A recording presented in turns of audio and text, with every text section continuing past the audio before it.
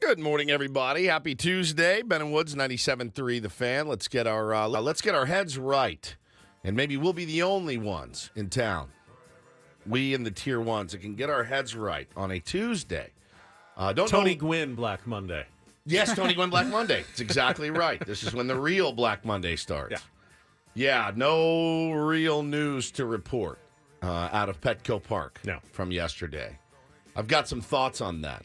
I'm frankly, my overall take is I'm embarrassed. It's embarrassing. Of course the Padres haven't made a decision yet. Of course they haven't. Or they have. Where is it? Is it coming could have today? been in Peter Seidler's statement yesterday. Well, we'll talk about that. Let's ease into the show today. We jumped right into it yesterday. Yeah. How's everybody doing? Lubeless yesterday. How was your Monday, Woods? It sucked. I'm Woodsy. That's Paul Reindl. That's Ben Higgins. It sucked. It was terrible. It was just one of those weird days. Just couldn't. My wife goes, "What's wrong with you?" I go, "I don't know."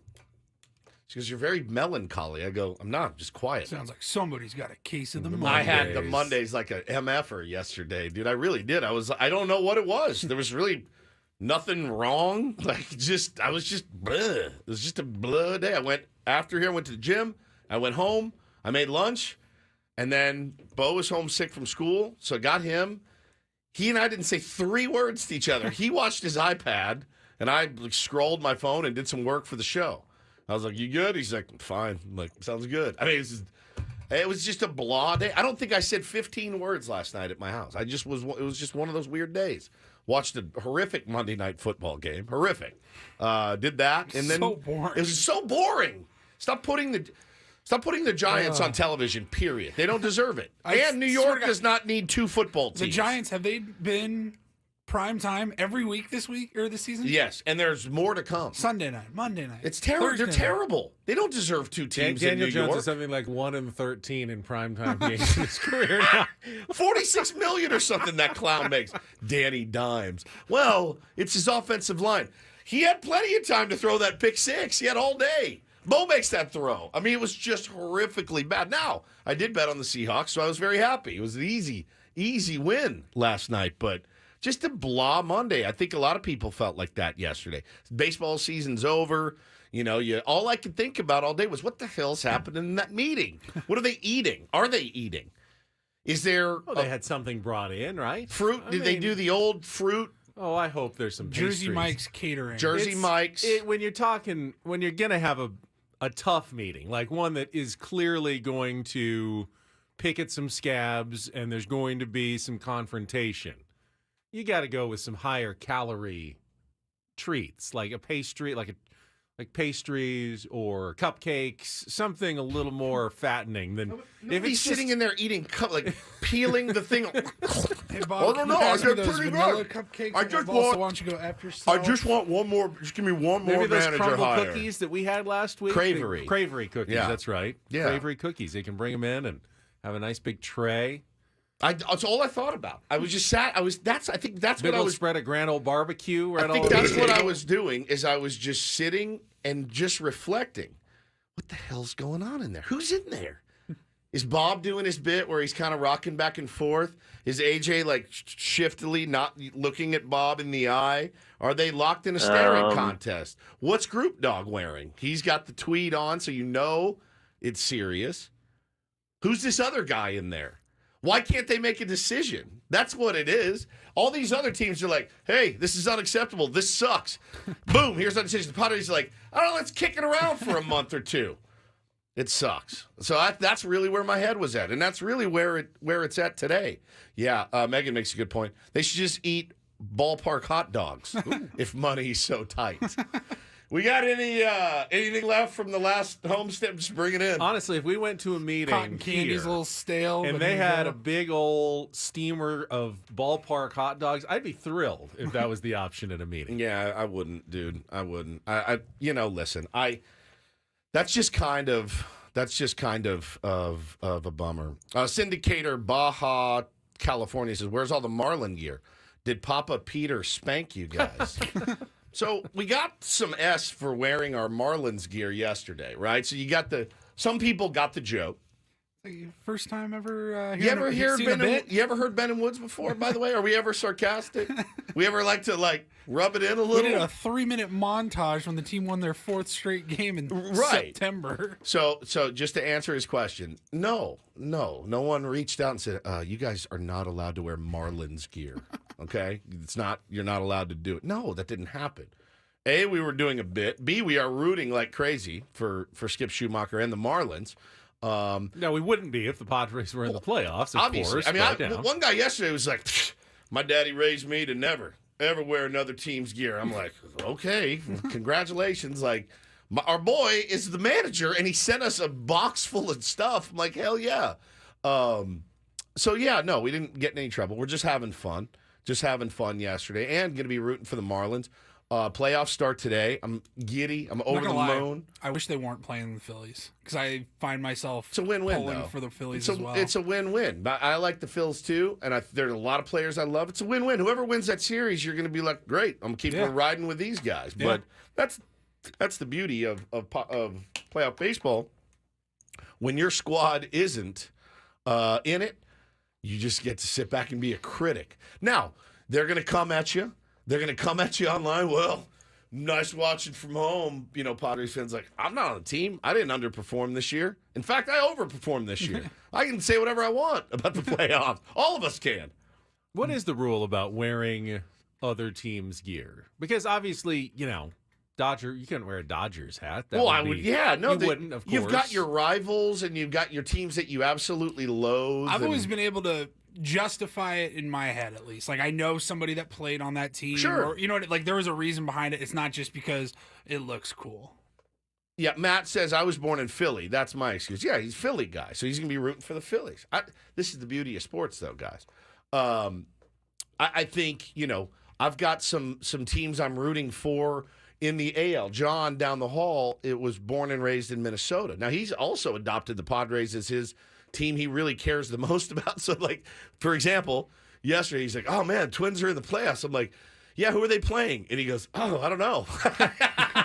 Die hard there. So right, exactly. Then again, he might be self-preservation because the Twins have lost 18 straight playoff games. So Frijoles says you don't wear other teams' gear. Says who?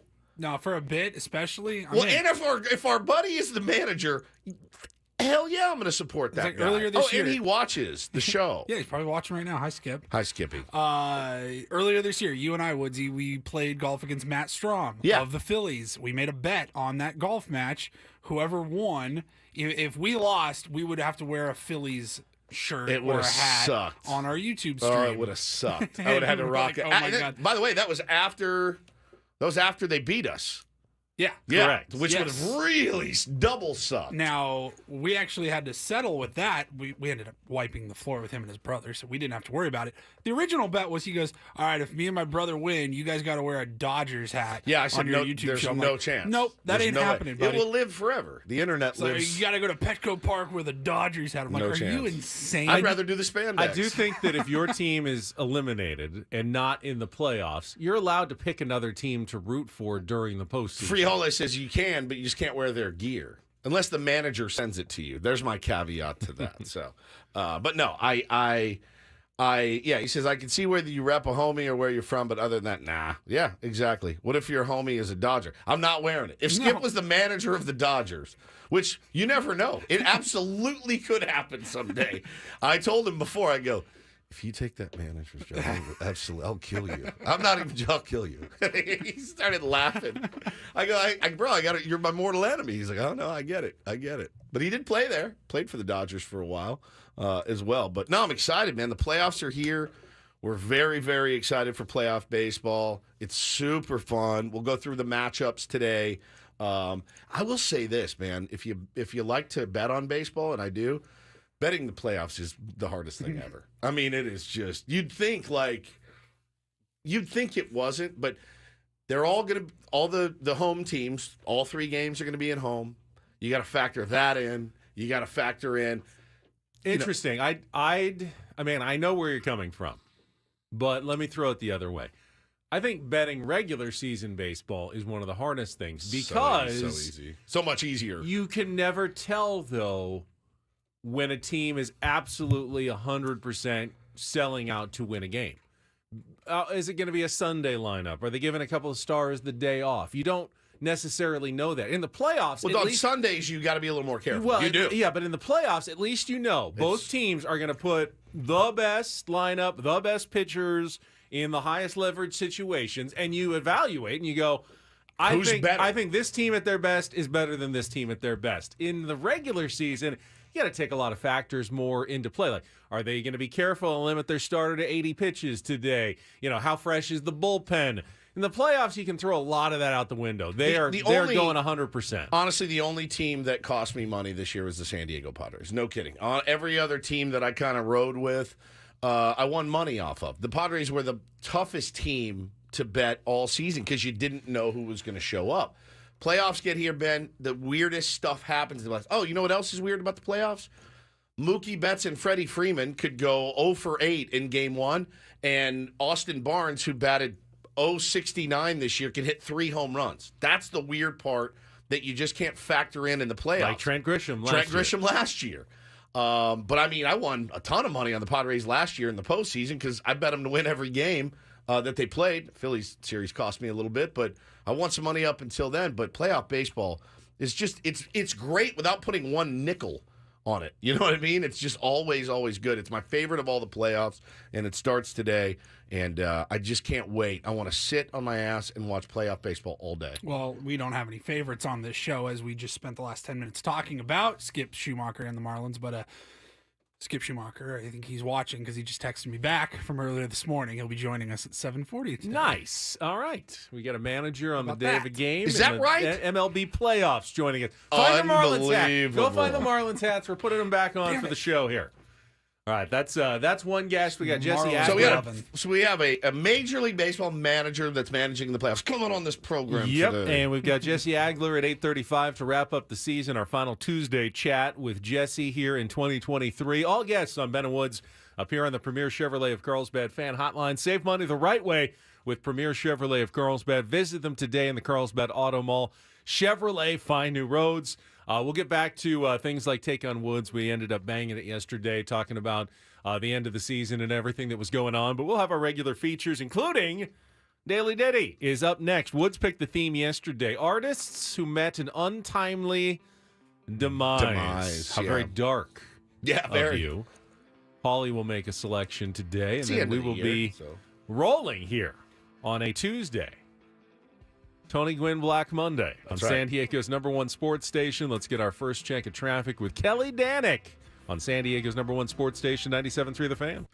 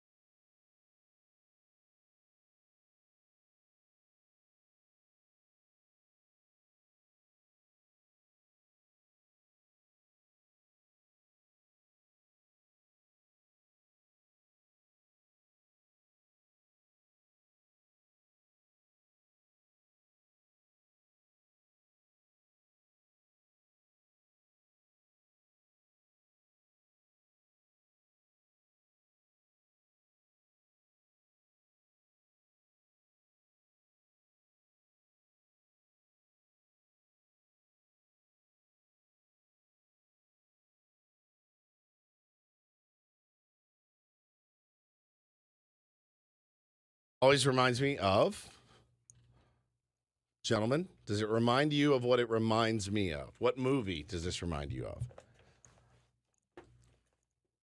I got to find a new show. Come on.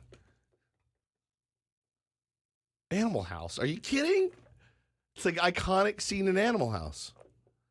Nope. All right. No, I'm with you. Let's go with myself. It's What a Wonderful World by the great Sam Cooke. I was more a Revenge of the Nerds guy when it came to frat movies, but that's fine. I was too. It's No, one the of song the and, best films of all time. Shout or Animal House for sure. Yeah, no doubt. Sam Cooke, one of the weirder stories that you'll ever watch. I don't remember all the details. I watched it in like an ambient haze one night on Netflix. It's called The Two Murders of Sam Cooke, I believe. And it's really good. He was shot and killed by a woman that he was, I think she worked at a hotel. I don't know. Hotel manager. Hotel manager, yeah. It was very, very sketchy at the end of the day. I would say, Paulie, great pick. It's a great pick. It's a great song. It's a great voice. Very untimely demise for the great Sam Cooke. 33, I think. 33 years old, man. Holy smokes. So, yeah, I could great. listen to Sam Cooke all day. Me though. and you both, My man. God. Absolutely soothing every time I hear it. So Smooth. Well, we heard about your Blah Monday. Like a lot of people agreeing with me. They kind of had the same. I think it was the season kind of ending didn't help. I had a whirlwind Monday yesterday. Debuted a brand new show. I don't know if anyone stuck around through that just awful football game to see me, but I came on right after Monday Night Football on Channel 10 last night with our new Sports Extra post-game report, and it went pretty well, actually. Now, question. So is that is the post-game report means is this every Monday night? Every Monday night for the Okay. rest of the season, Okay. because ABC picked up all the Monday Night Football games. So we come out of the game and we do 15 minutes of me and then 30 minutes of newscast with Kimberly and Wale right after me. And then you got to go back and do the 11. And then the 11 at the end of the night. But, obviously I was a little nervous, actually, yesterday. It's been a while, live in prime Live? time. I do my 2 minutes, whatever, every night. But, standing there doing the full 15-minute show. And it didn't help that I saw this tweet yesterday from actually a guy I've known for a while. Brian Weber used to be at the NFL Network. Now he's at Pac-12 Network, Tennis Channel, just a broadcaster on the West Coast. Really nice guy. But he tweeted, not at me, but just in general. He said, local NFL TV postgame shows have always been cliche-ridden and poorly produced.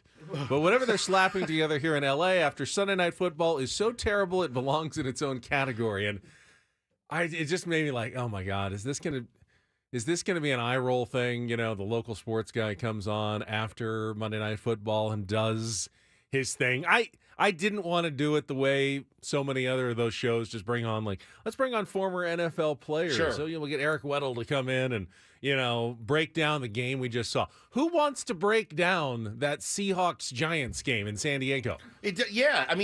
That's to me what you did is, that's your station has the games. So you have to. Right? And you think sports fans are probably watching. So the idea is let's do something sports-related coming out of the game, but I don't want to focus just on the NFL. So I focused on the Padres, and we did a story. Aztecs had their first basketball practice, so we covered that. And shout out to Bernie Wilson for his absolutely excellent coverage out of Aztecs practice yesterday. I'm not being tongue-in-cheek. It was great. Bernie does a great job covering the Aztecs basketball team. And I was telling Ben the other day. Did you see what Brian Dutcher said? He got I saw letters a bunch of letters stuff. of congratulations from Steve Kerr and Brad Stevens after getting to the Final Four last year. That was very cool. Very classy move by those gentlemen. I have one question for you, though, Benjamin. Who is Cesc Lugo? Cesc Lugo. Is he somebody that that Padres fans might be familiar with? 60% of their starting rotation, including free agent and Cy Young Award favorite Blake Snell, along with Cesc Lugo and Michael Walker. My one flub. Yeah, I did have flub. one. Sass, I Sass. was pretty much mostly me talking for that entire show. It's so long. And I did it with just one slip take? of the tongue. It was live. There live. was no tape. Lugo and It was all live, so I can't stop and re-record anything. I got to do it like the show. You just plowed through it. I just plowed through. I didn't stop. Fantastic. Did you knew it when you said it? Absolutely. I knew it, but if you stop and correct yourself, so Blake Snell, Seth, it's hard. Seth Lugo. Seth Lugo. I can see how you could do that. When I edit my video, I have it all timed out with my script. So for the pictures to match, I can't like stop and go, "Oops, everybody, I meant to say Seth Lugo," because then I'll be behind and the pictures won't match up anymore. So I have to kind of... Which happens on the news sometimes, and it's hysterical. I got to plow forward and keep the timing of everything I'm doing, so I didn't get a chance to go, I'm sorry, I misspoke. It's Seth Lugo, not Seth Lugo. Blake Snell and Seth Lugo is hard to say. You should have said, hindsight, Blake Snell, Michael Waka, and Seth Lugo. There you go. It would have been better. Now you know. Alliteration's hard. It's very... very difficult. Thank you to James Hess, one of our tier ones, for sending that in last night. I sent it to Paulie this morning. I go, it's pretty low. Can you boost it? And 2 seconds later, it was absolutely perfect. Let's hear it one more time, Paulie. Just watch. 60% of their starting rotation, including free agent and Cy Young Award favorite Blake Snell, along with Seth Lugo and Michael Walker. Cy Young, Blake Snell, Seth Lugo is very, very difficult. Very difficult. Very broadcastery, pukey. You sound great. You sound great. I mean, it sounds really good. Professional for sure. Oh yeah, professional as hell. But maybe a little over the top. Maybe you think? Maybe a little sportscastery. One more time. 60% of their starting rotation, including free agent and Cy Young Award favorite Blake Snell, along with Seth Lugo and Michael Walker. It's not the end. That's the starting rotation. 60% of their starting rotation. Starting rotation. Doing sportscaster voice, then I hear myself going, 60% of their starting rotation. I love it. I love it. It's not pukey, though. I don't think. You don't think so? I don't think it's pukey. I think it's just how you talk. I remember when we first met, we started doing a show together. I thought to myself, this man is very, very professional. He's got a very professional voice. When I hear my voice back on promos, it always sounds like, hey, what's up, guys? What'd you do yesterday? It's all nasally and garbage. There's a fine line. You need to project and enunciate. You do. Because no one wants to mumble on television. But if you take it 10% too far, you do become a bit of a cliche and a caricature. I'd love to do a puker segment at some point this offseason. Find the world's best pukers, and that's what they call in this business when you're like, good morning, everybody. Tune it in now to 97.3 The Fan. You know, Don Orsillo's got a little bit of it. Ooh, does he? A little. Oh, yeah. In a good way, but in a little. Yeah, a little bit. Jesse walks the fine line, but I think he stays on the Let's ask him today. On the right side of it. Let's ask him about pukers. Pukers. I'm sure he knows a few. Oh, I'm sure he does. I'm sure he's done it before. I'm sure he's puked many times on the air. 8:35, Jesse Agler will join us. 7:40, Skip Schumaker managing a playoff game today. It can be a fun style though. What was the show? Brockmire. Oh, yeah. He's the definition of puke. The definition of it, but it can be very... And Howard Cosell, the greatest broadcaster of all time, was a classic sportscaster puker. Jeremy says it's more top 40 DJ. I agree. That's a top 40 DJ. Wait, Ben is more top 40 DJ or that pukers style are? pukers? Yeah. I agree. Somebody says, what's up with your camera today? Something is wrong with it. Mine or yours? Yours. Yeah, we've been having some streaming trouble with mine. It looks like it's okay right now. Some issues. Right. C2O Moreno says original PA at Petco was a puker. PA guys, you almost kind of have to be. And I love Alex. I love Alex too, but I have to puke when I do the Seals games. And now the starting lineup for your San Diego. It's so pukey. The only non-pukey PA announcer really is the Lakers guy, Lawrence Tanter. He's a puker? He's not a puker. He's He's just 2 minutes remaining in the game. I like that. Yeah. Wheel, Mike Yars. That's puking. Manny. Eduardo Ortega can be a bit of a puker on the Spanish side. I love it, though. It's fantastic. All right, let's. Woodsy is ready to pop off a little bit. A little bit. You just are agitated because you so like agitated. resolution. You don't like things to fester. I like when people and teams make strong moves. I don't like, Ben, you know what I don't like? I don't like insecurity, and I'm not sure what we should do. I'm not sure that that's what's going on. I'm not sure. So this is purely projection. We'll discuss what did not happen yesterday. Coming up next with Ben and Woods. Also an interesting report from our friend Ryan Phillips yesterday that we can't totally discount. He's been right a few times for sure. He absolutely has. Yeah. Paulie sent it over, and I thought to myself, all right, it says both things. This could happen or not. There's been a lot of that going on. There's a lot of that going around. In San Diego. It's coming up next. You're with Ben and Woods on San Diego's #1 sports station, 97.3 The Fan.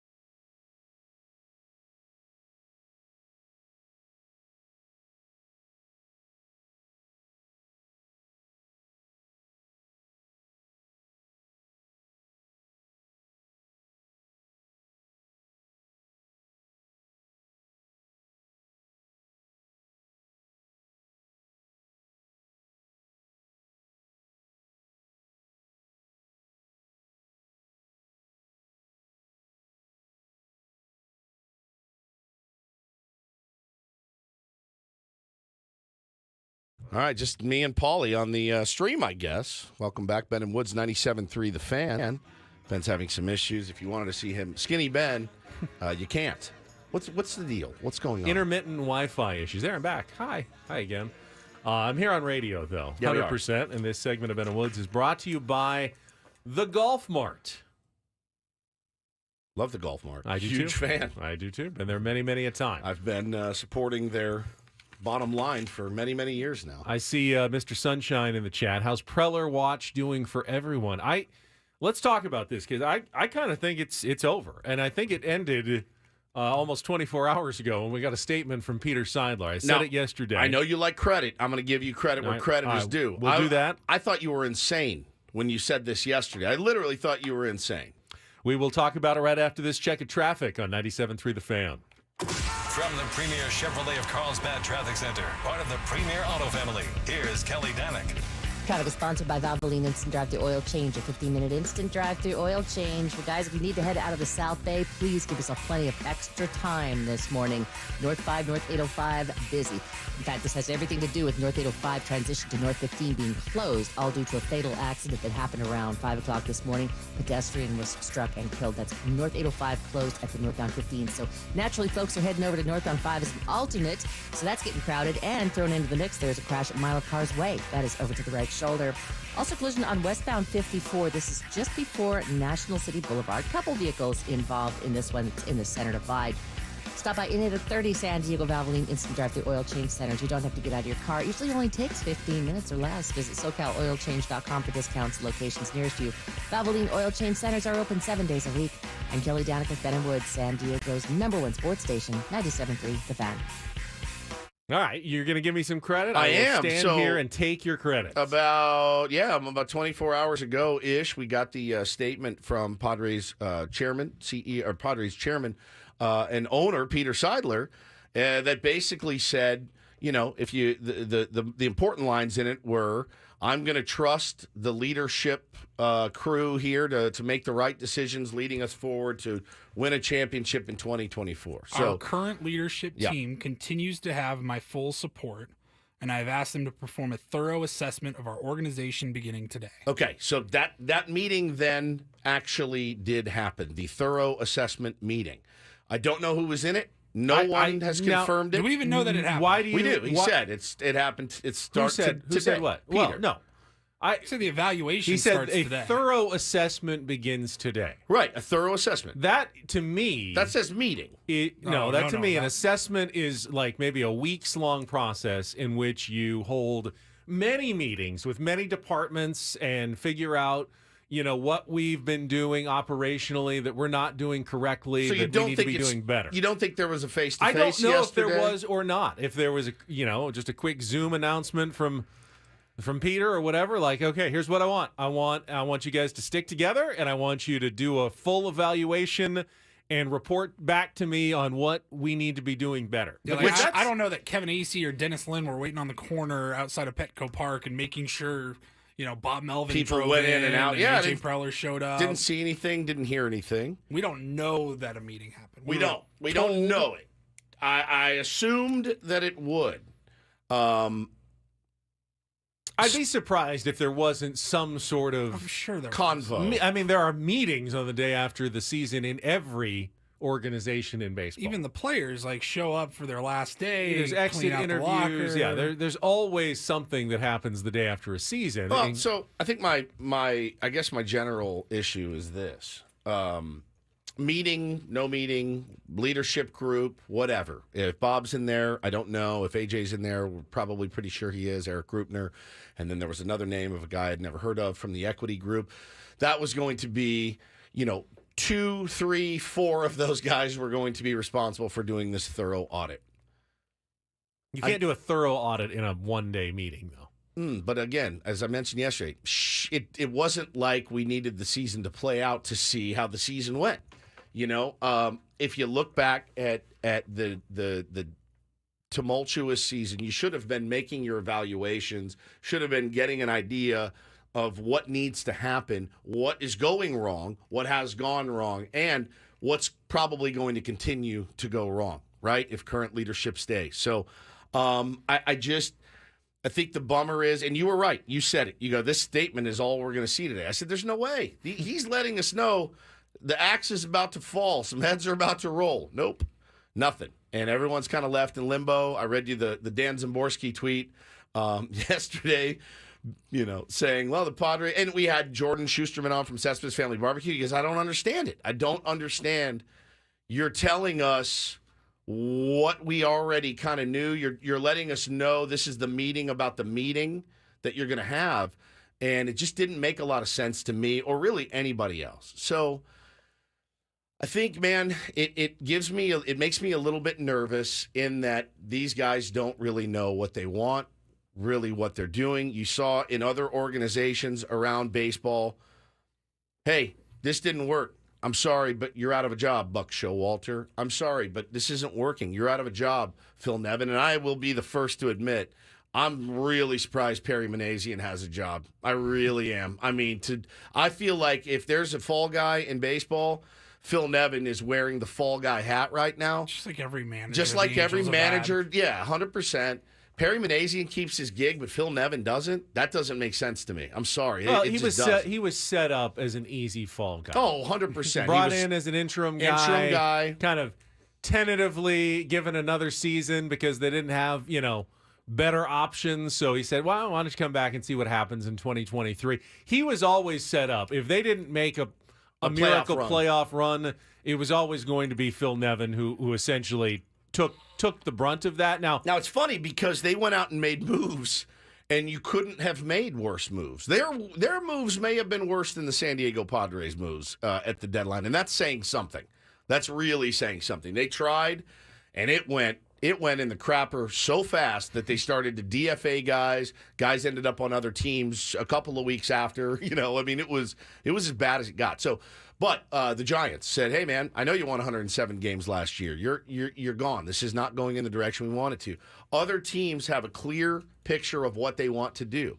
The San Diego Padres, I feel, just my gut is telling me, they're not really sure. And the longer it goes, it leads me to believe that they're going to run it back again. And I still think Bob's probably going to be the fall guy here. And I still think, so now A.J. Preller will get to hire his sixth manager technically in 9 seasons. And I was rereading some articles yesterday as I sat in boredom and like a weird melancholy state. And I was reading Dennis Lynn's piece again in The Athletic from last week, and it hit me again. This team had to go on a miracle run to achieve the second winning season in A.J. Preller's tenure. The second out of 9 seasons. Now, I'm not counting 2020. It was a sprint. But 2 winning years, and it took a miracle run to get there. Isn't it more difficult for the Padres, though, to identify what went wrong in this season? You can, if you want to lay blame, I certainly heard everybody on the Padres roster who spoke at the end of the year pretty much say the same thing. This is the most talented team I've ever been on.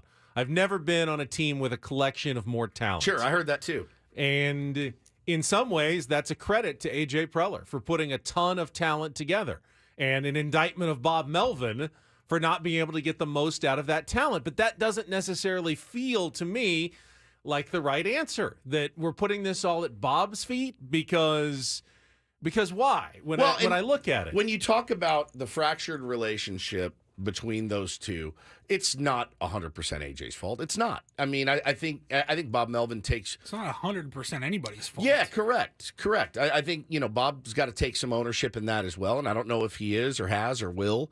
It was not.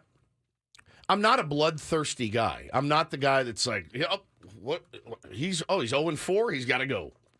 No, I'm actually quite the opposite. I like to think that I'm more patient and things like that. When you have a Bob Melvin in this organization who took you to the NLCS, has made plenty of mistakes, as all managers do. They're all going to be highlighted this week. You're going to see so many mistakes by the game's best managers, it'll make your head spin. What we consider mistakes with the benefit of hindsight, right? Playoff baseball, everything's magnified. Bob Melvin is not infallible to criticism. If he's not the right guy, though, he should be out of a job. If A.J. Preller's not the right guy, he should be out of a job.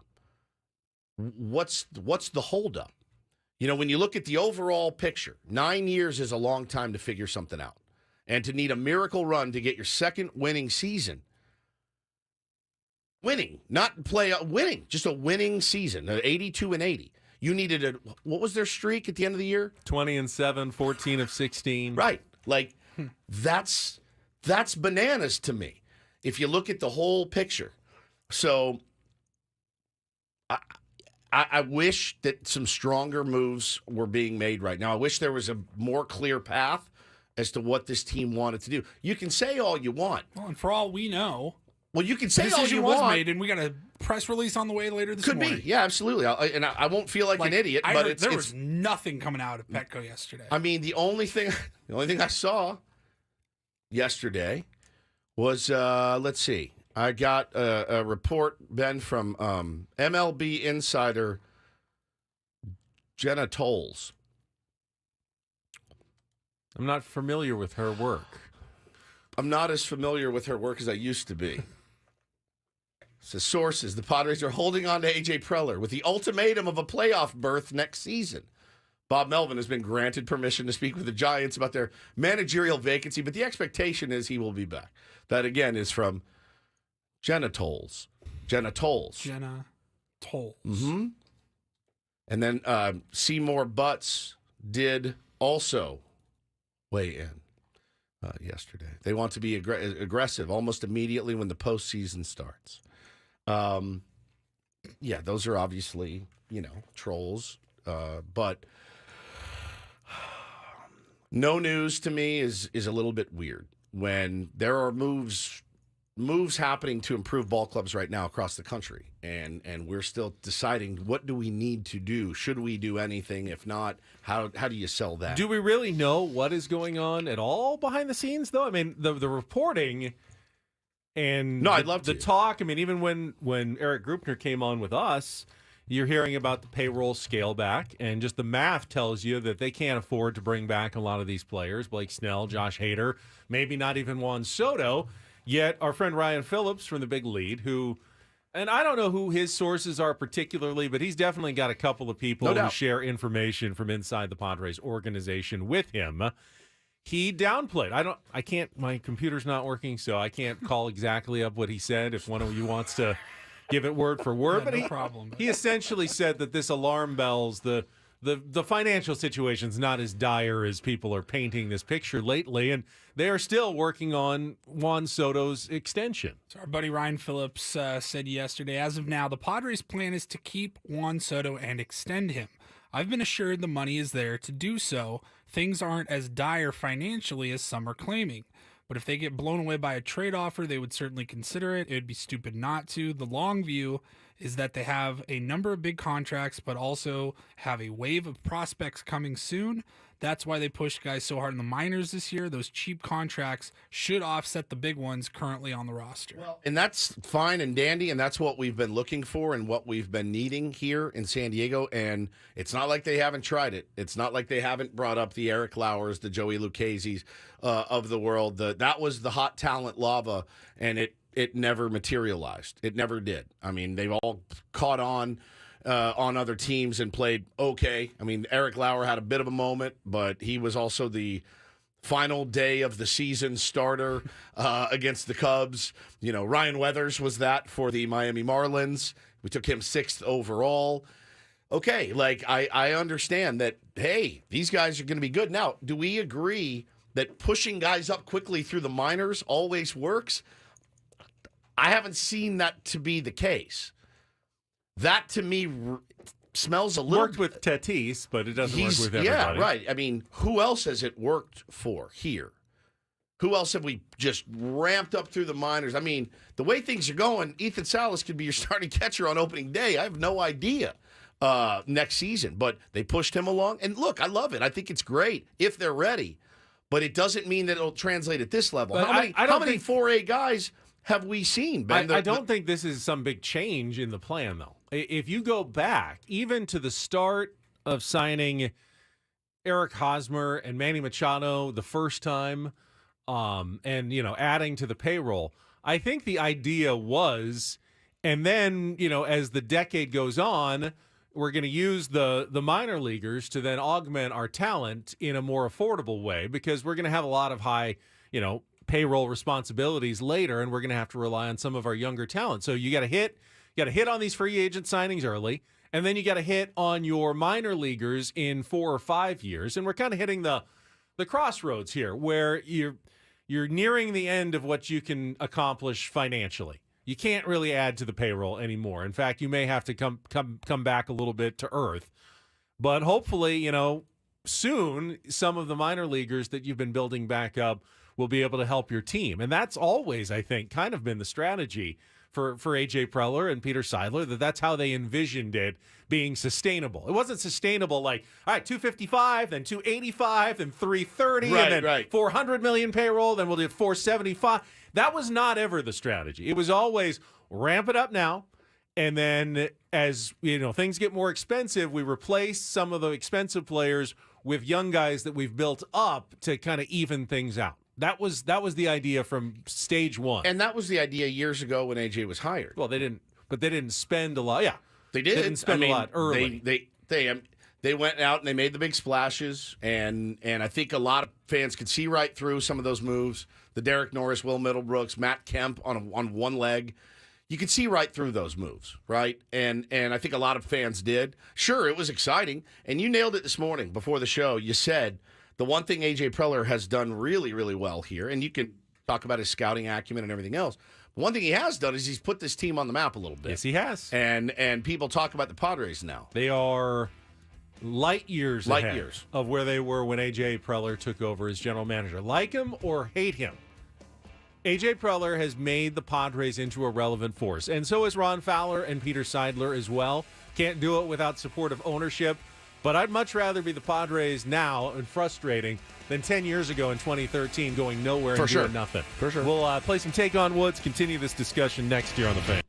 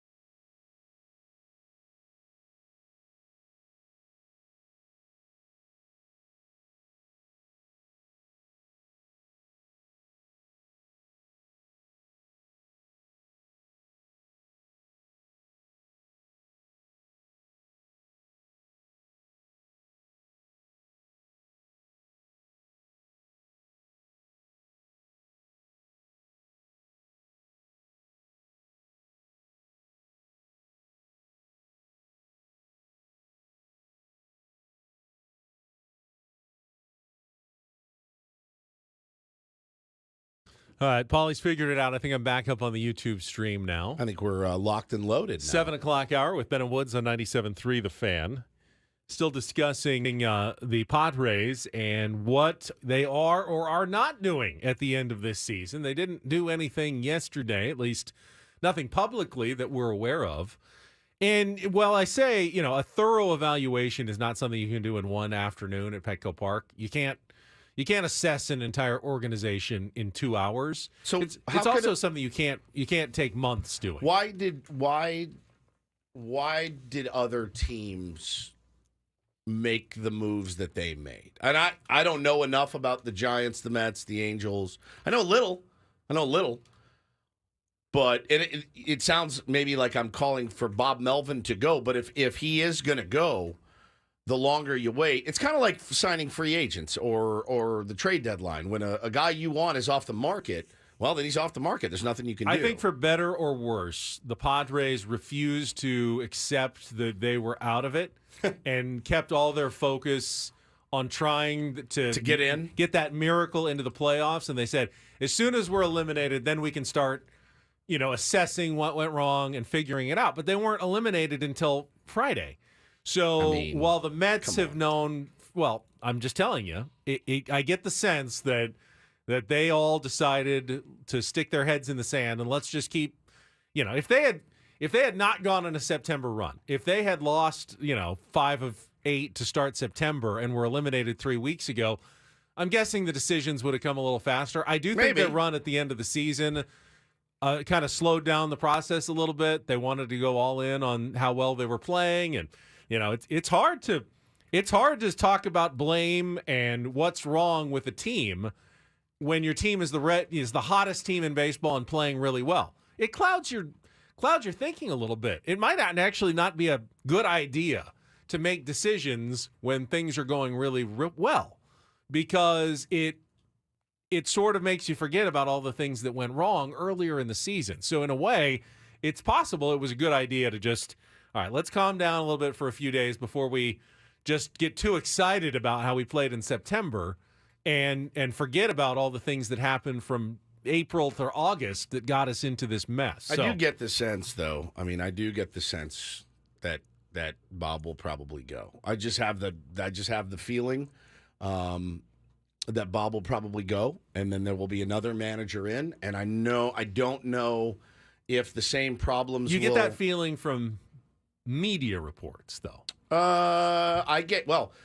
I'm seeing all these axes fall around baseball, and I'm thinking to myself, there's very similar situations. The Angels had expectations to make the playoffs this year. They didn't. The Mets had huge expectations to make the playoffs this year. They didn't. Now, they ended up hiring a new president of baseball operations, David Stearns, who summarily fired Buck Showalter. I'm looking at the Giants. I don't know what their expectations were. They're one of the weirdest teams in baseball. They won 107 games, and then they had a huge lead, though. They had a lead. They were 15 games above 500, Ben. They collapsed. So that, to me, says, okay, clubhouse culture got bad. Let's fire the manager. Why is it taking longer than maybe it needs to? What do we know, at least somewhat for sure? We know Bob has said he wants to stay, and he intends to stay. It's a good point here. Aaron Boone did keep his job in New York. And we know Peter Seidler wants both Bob and AJ to stay. Yeah. I think he's made that fairly clear over the last few weeks. So of the two people we've heard directly from, there's no indication that Bob would be going anywhere. Now, there's thought that AJ Preller might not be the biggest Bob Melvin fan, at least in terms of their relationship. But if his boss really wants Bob to stay, is AJ really willing to defy Peter and go, hey, it's him or me? Because I don't know that AJ's in a point where he can go up to anyone and say, it's him or me. Is AJ really on strong enough footing that he can go to Peter Seidler and say, with a straight face, I don't think I can work with Bob Melvin? And Peter would go, all right, if you really feel that way, thank you very much, AJ. We've appreciated what you've done. I mean, is he going to say, all right, I guess we'll let Bob go and you can hire another manager? I don't know that I'd be comfortable enough if I was AJ, even if I wasn't sure that Bob was my guy, to put my my career on the line for that and say is the best way though to run an organization out of fear? Is it fear of losing your job? You'll do what you have to do to keep your job. I mean, is anyone lining up for Phil Nevin or Buck Showalter or Gabe Kapler today? They're lining up for Bob Melvin if he goes. No question. They're lining up for him. Absolutely. All three of those teams would hire, and Cleveland needs a manager as well with Tito stepping down. I mean, the guy will have his choice, his pick of the litter, right? He will absolutely have his pick of the litter. My brain tells me when you have the guy who everyone else is lining up to hire, you figure it out. You should probably keep that guy. Yeah, agreed. We need a contestant for Take on Woods. We missed it yesterday. I want to make sure we play today because we got a brand new getaway to Las Vegas that we want to start qualifying some listeners for. Let's get our first October game underway in a couple of minutes. Give us a call, 833-288-0973, 833-288-0973. It's time for someone to go head-to-head against Woodsy in our musical trivia game. We'll do that here in a couple of minutes. If you missed it, we have a big guest coming up at 7:40. In just about 30 minutes, Skip Schumaker, manager of the Miami Marlins, will grace us with his presence as he gets his team ready to face the Philadelphia Phillies tonight at Citizens Bank Park in Game 1 of the National League Wild Card Series. Best of 3. It just goes so quickly. I mean, you battle for 6 months. They went to Game 161 before qualifying. Yeah.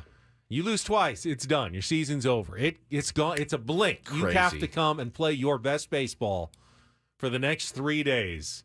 I mean, remember last year's series, the Padres and the Mets, and how stressful it is when you're the road team in a wild card series. I miss it so much. You got a city against you, New York, Philly, whatever it is, and the craziness that goes on, the Joe Musgrove, Eargate, the incredible home runs, the stunning, Trent Grisham, Josh Bell, everything that happened 12 months ago. It is as intense of a playoff atmosphere, I think, as the World Series, really. It is. The wild card series is so stressful. Well, there's a genuine exhalation, right? After you get through that, you're like, oh my God, I cannot believe we just beat, Max Scherzer and these guys, and everyone played so well. Oh, great. Now the Dodgers await. When you go into that series with the Dodgers, you're like, not expecting much. 111-win team. They're going to roll right through us. And lo and behold. One up there in L.A. Stole one there. Maybe. I miss it so much. I miss the Jacob deGrom blackout that I had at the Leucadian, where I don't remember anything after the third inning. I miss that very much. I needed that this year. I'm not going to have it. That was a wild day, too. None of these teams I'm not going to drink myself into a blackout watching these teams. I'm just going to enjoy the game. I mean, it's such a fun night. The Padres split their first 4 playoff games. Win-loss last year. Woo! If they had gone loss, win, they wouldn't have even gotten to the 4th. They would have been eliminated. Exactly. That's how fine a line the baseball postseason is. It's so different than the regular season. It's awesome. That's what makes it so great. All right, I see some people calling in. Let's get to it. It is time to play Take on Woods.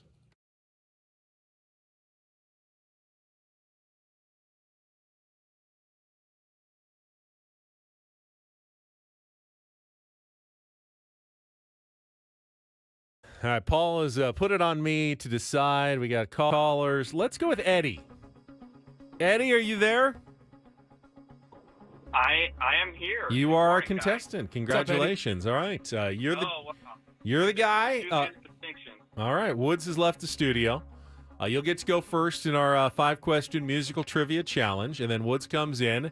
If you beat or tie him, you will qualify for our new grand prize drawing. 2-night stay at the Westgate Las Vegas. Tickets to Frankie Valli, the legendary Frankie Valli and the Four Seasons, live in concert at the International Theater at the Westgate Las Vegas Resort and Casino. A must-see for any fan of classic rock and roll. Tickets and VIP packages are available at Ticketmaster.com. The Westgate showing off their $70 million in room renovations as well. You can be the first one this month, but first you need to choose your category today. Eddie, here are the choices. Ladies and more ladies. We got 5 answers that all include the word ladies. Rocket or Pocket. Those are song titles that feature one of those 2 words. And we've got End It All Part 2, just like we did last week. Song titles that end in the word it. So, ladies and more ladies, rocket or pocket, or end it all. Eddie, what are you going to play? It's too early in the morning for pocket rockets, so I'm going to go with the ladies and more ladies. Ladies and more ladies. No gentlemen in this category. All of today's musical answers feature the word ladies. We'll put 60 seconds on the clock.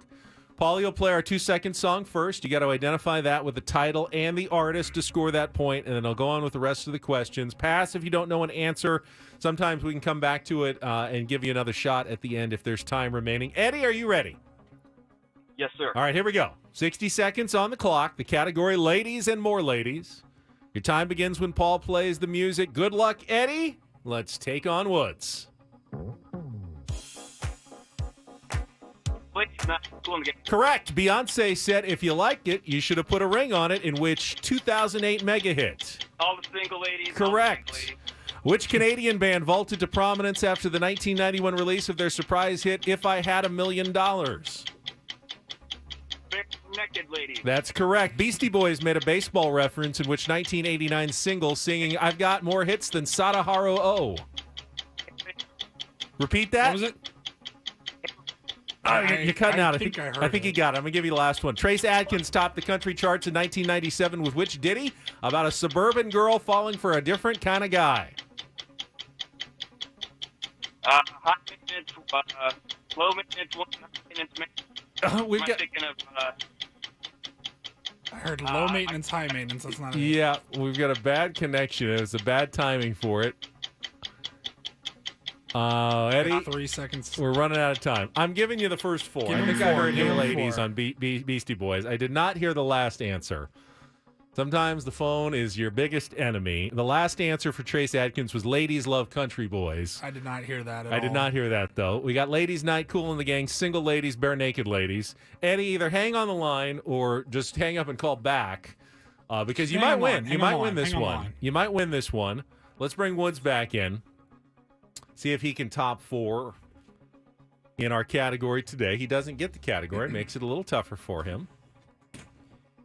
We had a little phone issue, but we got Eddie through it into the end of the game here.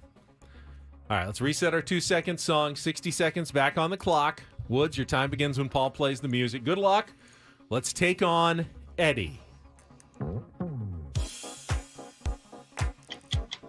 It's ladies' night, but I don't know who sings it. Come back to it. Beyonce said, if you like it, you should have put a ring on it, in which 2008 mega hit. If you like it, then you put it on. Oh, crap. Pass. Which Canadian band vaulted to prominence after the 1991 release of their surprise hit, If I Had $1 Million? The Bare Naked Ladies. Correct. Beastie Boys made a baseball reference. All in the which, single ladies from correct. Beyonce. Beastie Thank Boys you. made a baseball reference in which 1989 single singing I've Got Hey, More ladies. Hits. Correct. Trace Adkins topped the country charts in 1997 with which ditty about a suburban girl falling for a different kind of guy? Lady Taint. Let's go back to the 2-second song. It's ladies' night. I know it. It's, I'm going to say Cool in the Game. It is Cool Yes! in the Gang. Oh. And that pulls you into a 4-4 tie at the end. Mama You needed that Cita. one. The country one tripping you both up. It's Ladies Love Country Boys. Never heard of it. On the category ladies and more ladies. But you did get the 4, and Eddie got the 4. Eddie, hang That on the was- line. Congratulations. We will put you into the drawing. That was disjointed, my A friend. little bit. So was Eddie's. We were all, it was an all over the disjointed place. sort of game today on Take on Woods. But I like what we got a qualifier for Las Vegas right into the hopper to start the new month of October. So congratulations, Eddie. Thank you for playing our game. Who's that? Trace Adkins. Trace Adkins. It's as bad as I imagined. Yeah, it is. It is. Going back to Cool in the Game. Yeah, go back to Ladies' Night. I like that Beyonce song. I do too. Do It's you? a really Yeah. good song. I just could not think of the name of it. Yeah. All the single ladies. All the single ladies. Now, when I played Sam Cooke earlier, you go, movie? What's the movie? Yeah. Animal House. When I hear Ladies' Night, it's not even Cool in the Game, but I think of Wedding Singer. Night. Oh, yeah. Oh, John oh, John Lovitz. The best. Sophisticated mama. The best. Such a good scene. Such a good scene. We got Don't Do This coming You up just next. inspired Woods, me to hire a though, is DJ. feeling like a do this sort of day. It's very do this. I've got one of the better radio calls you'll hear from a Mariners fan who just called this morning show and just lit the Mariners up. It is brilliant. Fun? He makes one small mistake, but that's fine. It happens. We have another piece of audio that I wanted to play, and I can't for the life of me remember what it is. We'll figure it out. It's a great when we tease. get back from traffic here. Something on 97, cool. And the gang on 97.3 The Fan.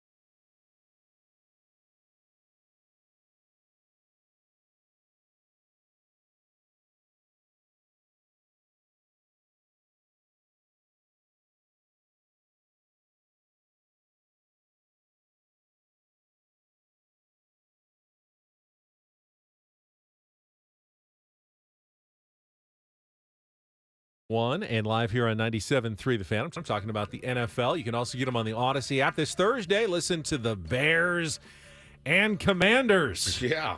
And then next Monday, Packers and the Raiders. Right here on 97.3 The Fan at 4:30, or simply download the Odyssey app and search for 97.3 The Fan at kickoff. They've had a bit of a maybe they thought the primetime games were going to be a little more compelling early in the season. Haven't quite lived up to expectations. If you want to make, how many primetime games did the Jets have scheduled this year? A lot. Yeah, a lot. I don't know, but too. why are the Giants they made the playoffs, didn't they, last year right at the end? They had, Dable was coach of the year last year. He was. So they were a team thought to be on the rise, and now they look like a team on the downslope. But we'll just leave that as the don't do this. We're going to focus on do this morning. And I'm going to start with one that we just found out. So you just heard Eddie call in with the janky phone, but do a nice job in tying you and Take on Woods, going 4 for 4. Eddie afterwards said, I actually wasn't calling in for Take on Woods. I wanted to talk Padres, had a couple of questions. He did some good questions, The fact that he just, when I randomly went to him, he rolled with it, played the game, and then got qualified for the trip. 4 out of 5. I did better than 90% of listeners do when he called into the game. That was an incredible job by Eddie. So that's a do this for Eddie right there. Here's stunning. Here's another do this. Which one? What? Do this. Yeah, just do this again. Just hit it every time. Nope. 2 pieces of audio here. I'm like, which one? I certainly appreciate the love that people have for the Manning cast. Right. I myself, I'm not the biggest fan. Peyton's really good. We've talked about this a million times. Eli to me sounds like he's asleep. He just sounds like he's dead asleep. And if Peyton had another co-host on, Eli is like watching a glass of milk just rot in the sun. It's what it feels like to me. Saw Peyton and Marshawn did a bit recently. Phenomenal. This week. And I go, give me that. Give me that. All day long. Be phenomenal. But this was pretty funny, man. They had Will Ferrell on last night, and they were doing some bits. Now, Ben, have you seen the movie Wedding Crashers? I have. Okay, so you remember Ma the Meatloaf. Yes. All right. Hey, Ma! Can we get some meatloaf? It's so funny. So they wanted to hear Eli do his imitation. So you'll hear it. Peyton's kind of breaking his balls, and then Will comes in and gives his 2 cents. Pretty good. It's really good. Meatloaf! Meatloaf! On a scale of 1 to 10, is Eli's Will Ferrell impression a 1 or a 2? I'll say like a 1.1. Yeah, that's about right. Yeah. You rushed it a little bit. I gotta yell at my mom. There's some rage behind it. This guy had some rage, so it was more like, Number 84. Ma! Meatloaf! 10-yard penalty. First down. Like, I gotta hear the... Meatloaf! But a little more growl. Ma! Meatloaf! Mom! Meatloaf! Meatloaf! Why did you drag it out? What is meatloaf? Why did you drag it out like that? Just It's bark like a it. southern draw thing. It's a Ma! southern draw, Meatloaf! you know? What is a southern draw? All right. My mom's starting to come down here. She's freaking out. She doesn't know what's so going bad, on. dude. She's getting concerned. He's so bad. What is a southern draw? Does he mean a southern drawl? Mom! Meatloaf! Meatloaf. Well, isn't the word draw? Meatloaf! Drawl. Why did you drag it Southern out? draw. Ma! But in the South, drag it when you out like drop that? your L, it's Just draw. bark it. Southern It's draw draw. thing. It's Drawl. Just like bark a it. southern draw thing. Ma, meatloaf. And I thought you were going to have the audio of Peyton breaking down the push play. The butt You got to get your hand on the right cheek didn't and do much for me. No. You know what? I will have some meatloaf. Let's have some meatloaf. You want some? Yes. I knew you'd go. Hey, Mom! The meatloaf! We want it now! The meatloaf! So good. Ma, the meatloaf! Chaz. I never know what she's doing in there. And then the last do this. DD mega doo-doo. This caller called into a Seattle morning show.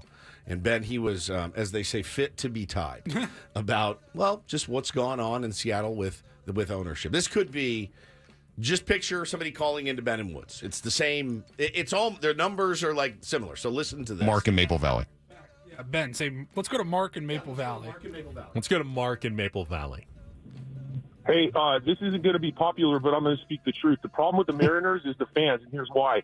John Stanton dangles fireworks and bobbleheads in front of their faces, and runs the team like it's the Oakland Athletics instead of one of the most profitable teams in Major League Baseball, and tells you to your face they're going to challenge for a World Series, and throws out a lineup that has Caballero, Sam Haggerty, Dylan Moore, and Mike Ford at the bottom of the order, a bunch of scrap heap guys, and tells you that we're challenging for a World Series. And yet we come out in droves because we get to go with our families on a sunny day and watch fireworks and bobbleheads and draw over 3 million people a year. And this guy's sitting there with a cigar thinking we're the biggest idiots in the world. If we were in Philly or New York, this wouldn't even be acceptable. But we do it every year. And then we go, oh, we got to love these guys because they almost made it to the playoffs. Are you out of your mind? It's unacceptable. But yet 3 million people come in summer here. It's a joke.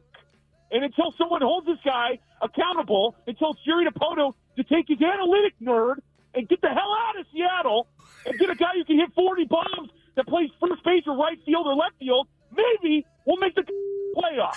Thank you. So good, man. I will say, as far as the Mariners are concerned, analytic-wise, they don't employ a giant analytics team. They don't. I saw a couple of good tweets yesterday saying, hey, great call. That being said, I think 8 of the top 12 teams in analytics are in the playoffs this year. So it's not the boogeyman that some people make it out to be.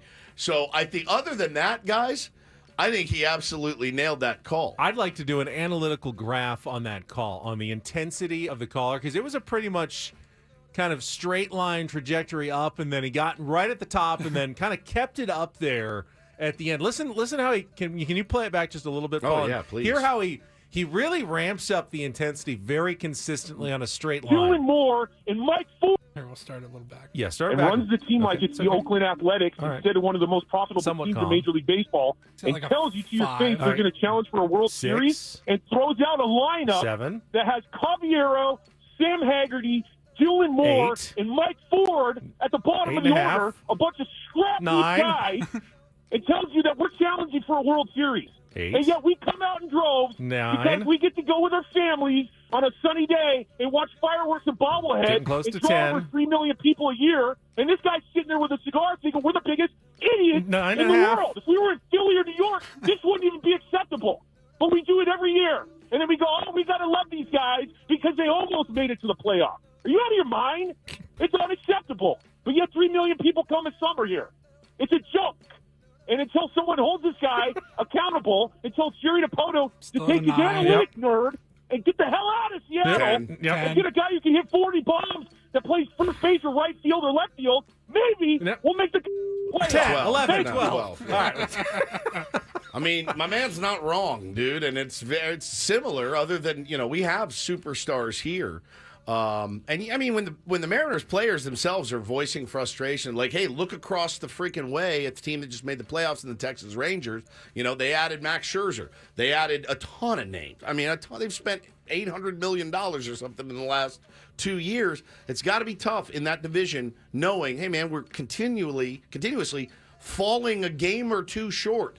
They battled their absolute asses off in the playoffs last year. How were they rewarded? By having Mike Ford in the lineup and some of the other guys that he just mentioned. And it's really, really a tough look. And Mariners fans, man, I mean, I know we've had it bad here. They've had it horribly. And they've had some damn good players there. They've had some damn good teams. And just an ownership group that won't invest. So credit to our ownership group for actually investing this season. Certainly didn't go our way. I don't feel that way about Peter Seidler, right? Like how he feels they're not trying to bring the 3 million. They bring the 3 million in, but they're not trying to do it with smoke and mirrors. At least not anymore. Right. They're trying to win. They're succeeding. There's a number of players here that are, really, really good players. Yeah. But no, I mean, when you talk about building a roster and things like that, that guy's got some legitimate beefs. And that's mostly do this for Tuesday. That was Don't Do This. It's a great with call. Ben and Woods on 97.3 The Fan. We're going to go about 3,500 miles from Seattle to Miami for a team that also going to Philly has had a well, that's true. We're going to Philly right tonight. The team that also has had a lot of struggling years, but has rewarded their fans this year with a trip to the playoffs. Skip Schumaker, manager of the Marlins, playing a playoff game tonight. Is going to check in with us next. How about that on San Diego's #1 sports station, 97.3 The Fan.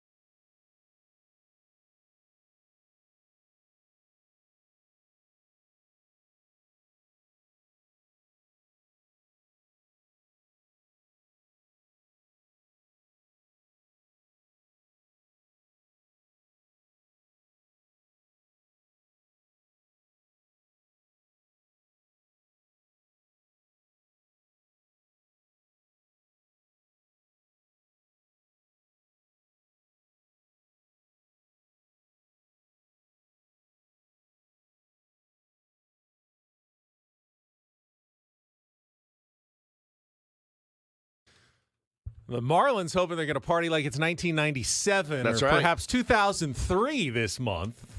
Those are the 2 years, of course, they won the World Series. Did you know that they've only made the playoffs one other time, though, in franchise history until this year, as the Miami Marlins will be taking on the Philadelphia Phillies tonight? And joining us on our Premier Chevrolet of Carlsbad fan hotline is the manager of the Miami Marlins, our friend Skip Schumaker, who I know they're going to kill it. And Skip, you know you're making a big mistake by coming on, because once you win tonight, you're going to feel, because like every baseball manager superstitious, that you're going to have to come on with us every single day in October every day to keep the momentum going. Yeah, we'll get you 24 hours from now. If we win, you got it. No problem. I love it. I love it. All right, first of all, how fired up are you right now? I'm fired up. It's been an amazing season for a lot of our players and our staff to get to this point. Kim being the first female GM to get in the postseason. Just a lot of positive things happened this year, and couldn't be more excited for tonight. How did you guys keep things together with the injury to Sandy Alcantara and Yuri Perez? Yeah, I mean, Jazz Chisholm was out a bunch. I mean, it wasn't necessarily the deepest, most talent-laden team, yet you guys didn't fall apart in the end. Is there something your coaching staff, anything that you focused on to kind of keep it going there at the end? I think it was all of us, staff and the players inside that clubhouse. We just had fight.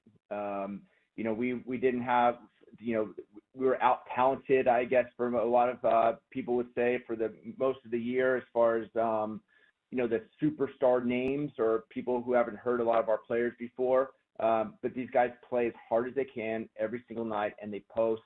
When you have got big names go down like Sandy and Yuri Perez and going bullpen games for the last 6 weeks or so, some injuries that with the rise and Soler the last month, it was tough to get through.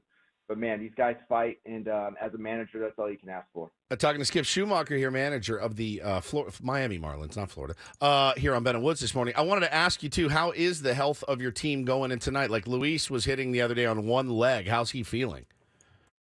Yeah, he's been trying to get back in the lineup the last week or so. Didn't feel like it was the right play, just where we were.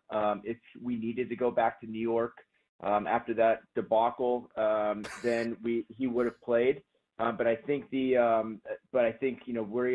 as healthy as we've been in a long time, and I look forward to seeing him tonight. You were here, obviously, in the COVID season for a little bit of a champagne celebration, but you had the first real one had to be for you last week. What was that like in the clubhouse when you guys clinched on Saturday? Yeah, last year, I was with St. Louis, and I didn't get to be part of it. My dad was in the hospital, had to fly home for that celebration, so I missed that. The COVID year one was, was weird. So we weren't allowed to do too much celebrating. We kind of did a little bit, but this one was pretty special because nobody had us go into the playoffs. Not one writer, not one had us, predicted to really even get to 500, let alone to get to the playoffs. It was a special season. The moves that Kim made really, got us here. And I think there's just a belief, from day one that we had a chance.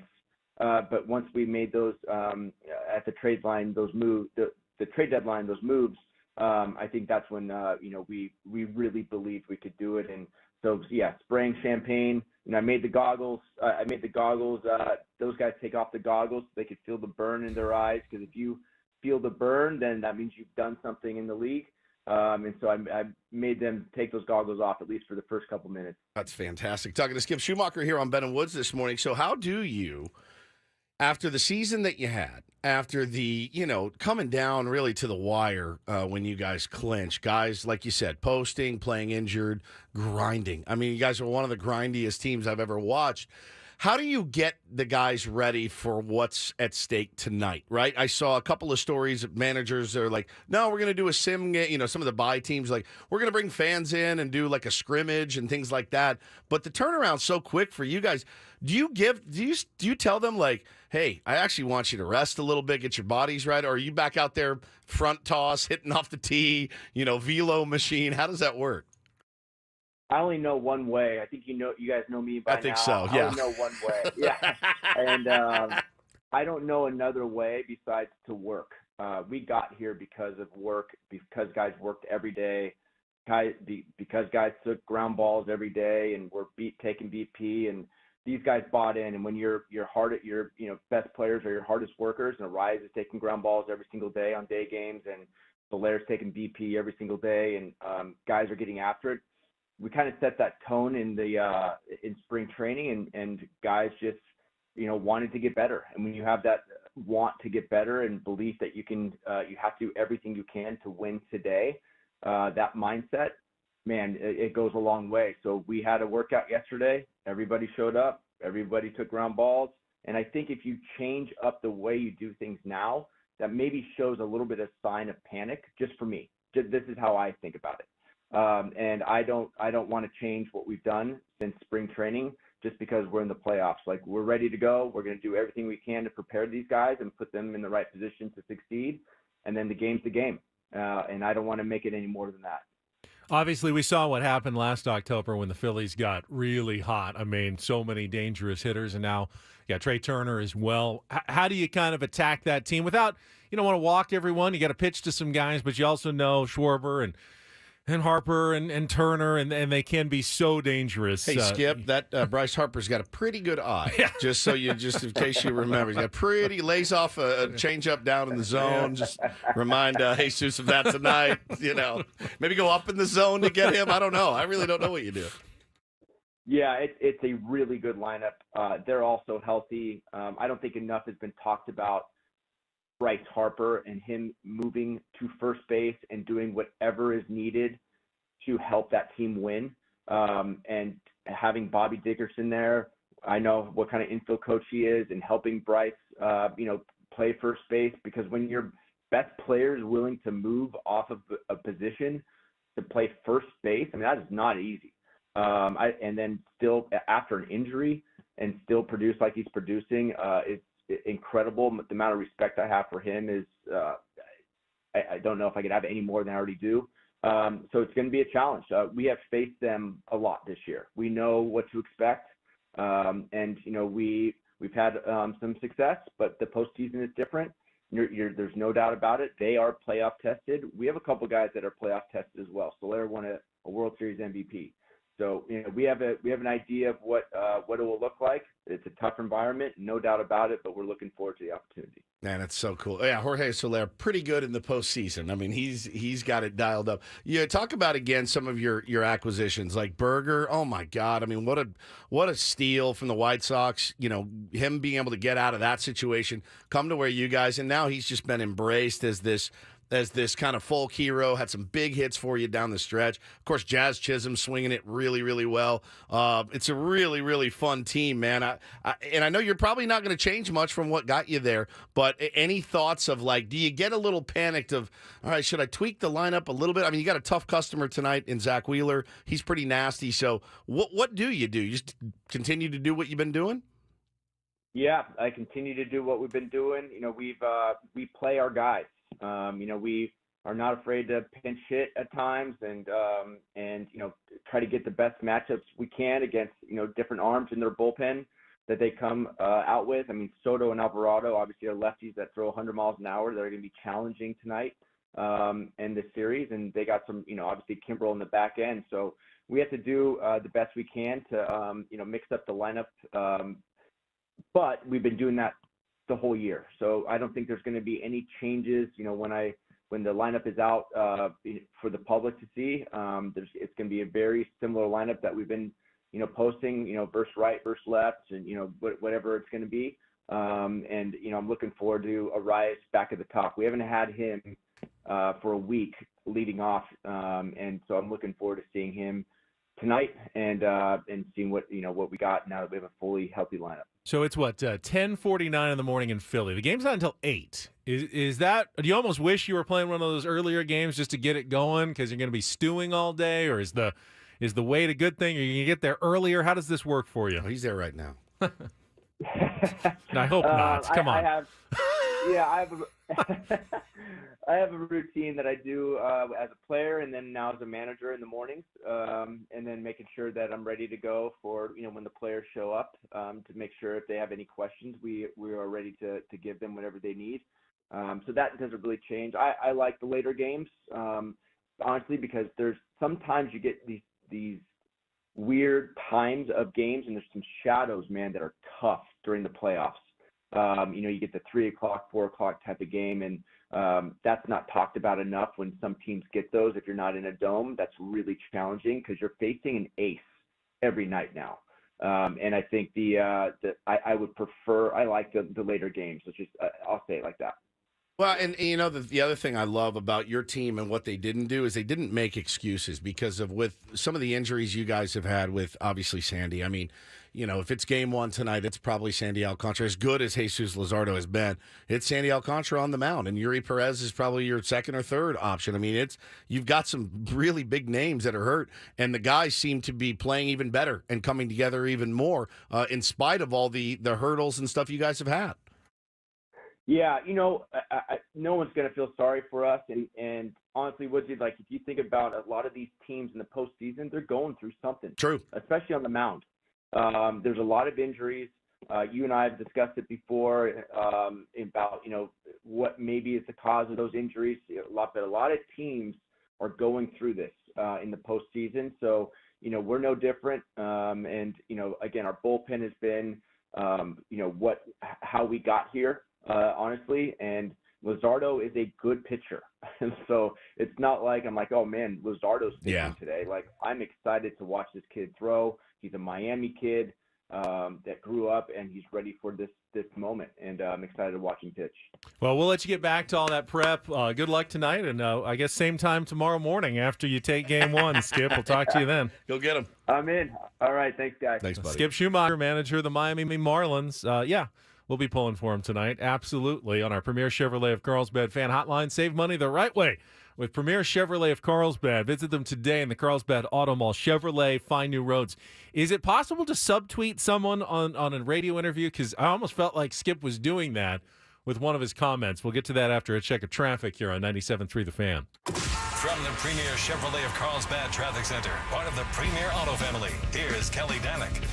Traffic is sponsored by Premier Kia of Carlsbad. Well, no change to that situation. Northbound side of 805 transition to North 15 remains blocked, all due to investigation of that fatal accident involving a pedestrian. Happened around 5 o'clock this morning, guys. Traffic at a crawl out of the South Bay, both North 805 and northbound 5, as folks take North 5 as an alternate. Also getting reports of a collision on the Coronado Bridge heading over to the island.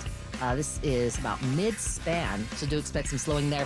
And in the North County, southbound side of 15 before View Rancho Parkway, we have reports of a stalled car in middle lanes. With a huge selection of new Kias in stock, be sure to have the Kia of your dreams. They're right off the 5 freeway in the heart of Carlsbad. Or shop online at premierkiaofcarlsbad.com. And Kelly Danick with Ben and Woods, San Diego's #1 sports station, 97.3 The Fan. I really don't think that Skip had Xander Bogaerts at all in mind when he was talking about Bryce Harper and how he, a great player who sacrifices for the team by moving to first base. But it was ironic that we went and had that discussion yesterday about Xander Bogaerts and, his comments that, hey, the corner is closer to the bench and, I'll move positions, but it's got to be up the middle. It's got to be second base. And Skip talks about, what an impact it has on a team when a guy like Bryce Harper will move to first base because that's where the team needs him in this particular moment of this particular season.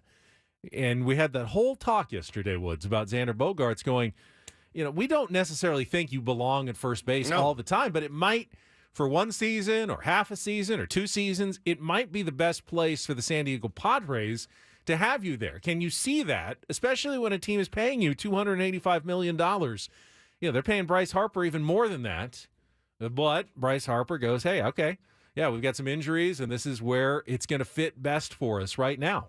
I mean, I think I even failed to make the point yesterday. The one thing you never have to worry about, no matter where you play, is if you hit, you're not closer to the bench, ever. They're never going to bench a guy that's hitting, ever. It doesn't matter who you are. If you're mashing, you're going to play. If they want you at third or short or second or first or right or center or left or catcher, if you're hitting, you're not closer to the bench. Yeah, and Bryce Harper doesn't. He continues to hit. So Bryce he's good. Harper knows that the Phillies aren't trying to put him out to pasture. And Xander Bogaerts should know the same that thing. as well. Yeah. Padres just signed you to an 11-year deal. They're not trying to put you out to pasture and say, hey, it was a nice run, but we need you to just kind of go away for the next 10 years. Skirt you out the door. That's not what they're trying to do. No, if they ask you to play first, it's because they want to win, and they're trying to figure out the best way to do that. Yeah, and it's just the willingness to say, yeah, I'm not a first baseman, but whatever you guys need, man, I'll do whatever I got to do. And I'd hope that the media and the fans would give him some leeway too. No one wants to embarrass themselves. Yeah, I'd be hesitant about playing a position I've never played before, Sure. but I'd hope everyone would go, yeah, but hey, this guy is taking one for the team. Again, as long as you hit, honestly, no one cares. That's Manny Ramirez is the best example of all time. When people rip Juan Soto, I'm like, look at Manny Ramirez. He could barely field, and no one cares. They don't care. They want him to just mash. All right, we will come back. We got 2 hours remaining. Ben and Wood's show this week picked up a bit of a surprise honor that we weren't expecting. Didn't even know we were nominated. And we will let you know about that coming up next on San Diego's #1 sports station, 97.3 The Fan.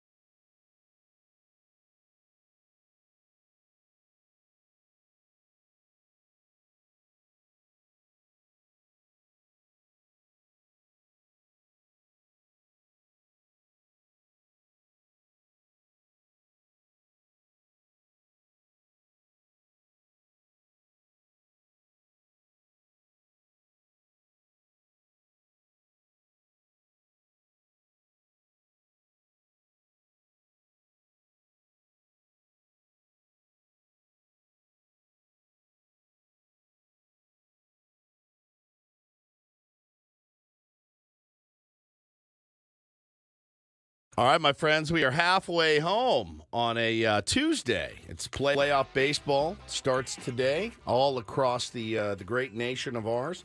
4 games on the docket today, Benjamin. Can't wait for that. But, yeah, you had teased, got this information on Sunday. My mother-in-law actually sent it to me, and it was the first I'd heard of it. Apparently, your old pals, Ben and Woods, were picked. What did we win? We won something. Here we go. There it is. Good job, Woodsy. Good job, who? Woodsy. That's what I said. Good job, Woodsy. Well said. Good job, who? Woodsy. Did you hear that? I heard. You got it clipped, right? Not yet. All right. We'll definitely have to save that. Our beloved Ranch and Coast magazine, Ben. I didn't know we were up for this honor, but we were nominated the best radio personality. Not nominated. No, we won. Sorry. I think we won. Number one in town. Well, there's 2 winners. Yeah, there were 2 winners, but we're listed first. We are. I feel like, grand champion and then runner-up. Okay. Like TV personality, Kimberly Hunt. KGTV 10 News, number 1. Radio personality, Ben and Woods, 97.3 The Fan. Athlete. Thank you very much. Juan Soto edged out Alex Morgan for number 1. Then they had like the best chef, Jason Nibb from 910, beating out Jeffrey Strauss from Pamplemousse Grill. It's a delicious We should meal. be hanging out with, I feel like we should be hanging out with all these people. Juan, Alex Morgan, Kimberly Hunt, Jason Nibb. I want to hang out with the chefs and see if they can make us a meal. It was such a great honor. I wasn't prepared to make a speech today, but thank you to Ranch and Coast and all who voted. I don't know the methodology. All I know is we won. I'm could happy. Be like, one writer who just decided he on everything, really likes us. Could be a reader poll, or I have no idea, but it's always nice to win.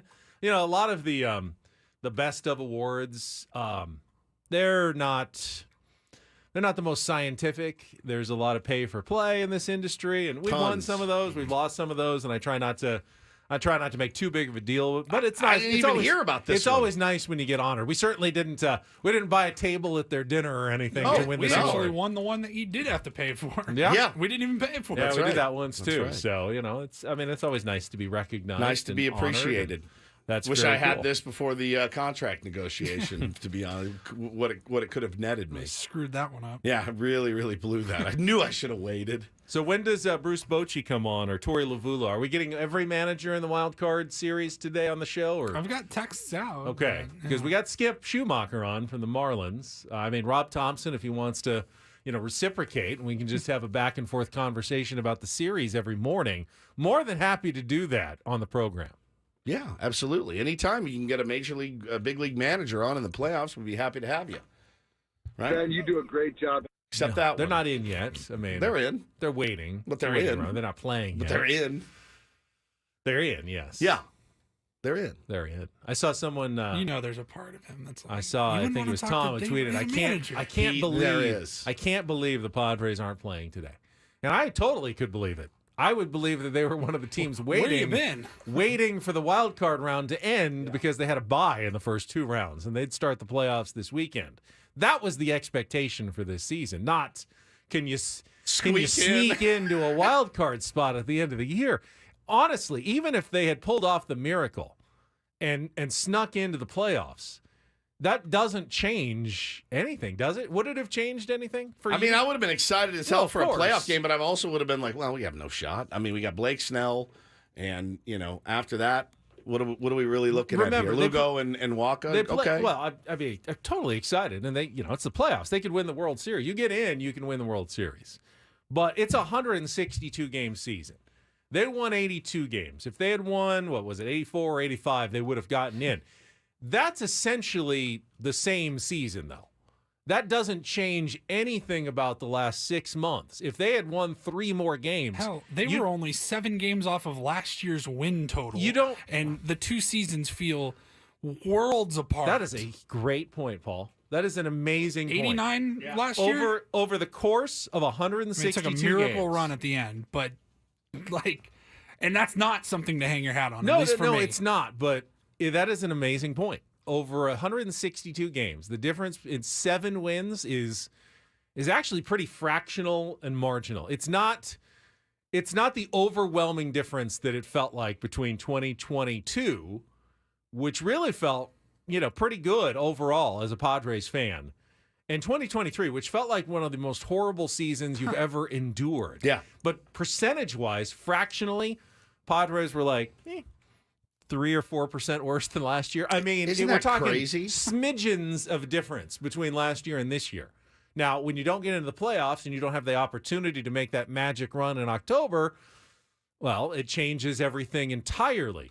But over 162 games, statistically, Woods doesn't let me say the phrase, but statistically, in many ways, this year's team was better than last year's team. Correct. Talent-wise, the phrase that should be not named, this year's team actually exceeded what last year's team did in the regular season, but never had the opportunity in the postseason, and obviously had many, many issues in the clutch and in the close games and in extra innings that ultimately torpedoed them. And against terrible teams. Right. Against terrible teams. And the teams that were scrounging for the wild card this year, everyone stepped on themselves. I mean, everyone tripped and fell, down the stretch. So it makes it all that much more painful. It was so there for the taking. This is one of those. And again, it's when we talked yesterday about, the Padres were hedging their bets on getting a lot more financial flexibility with a nice, long, sustained playoff run.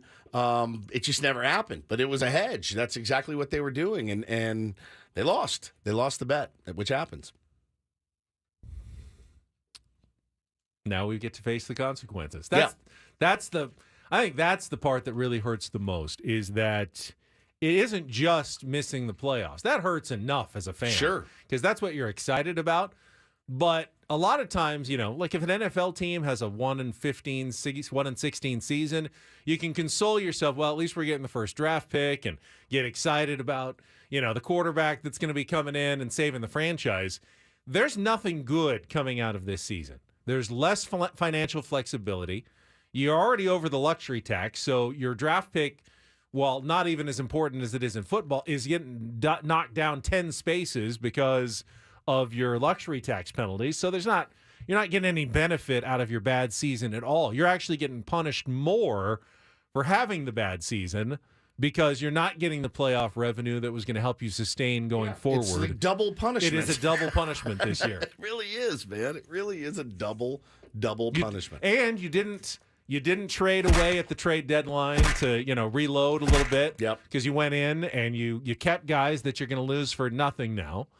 And that's a triple punishment. It's the worst of all the worlds here for the Padres not making the playoffs at the end of the season. Yeah, it really was. And again, I never will, say, we probably should have traded this at the deadline. I know that it was kind of a split down the middle. A lot of people thought, let's do it.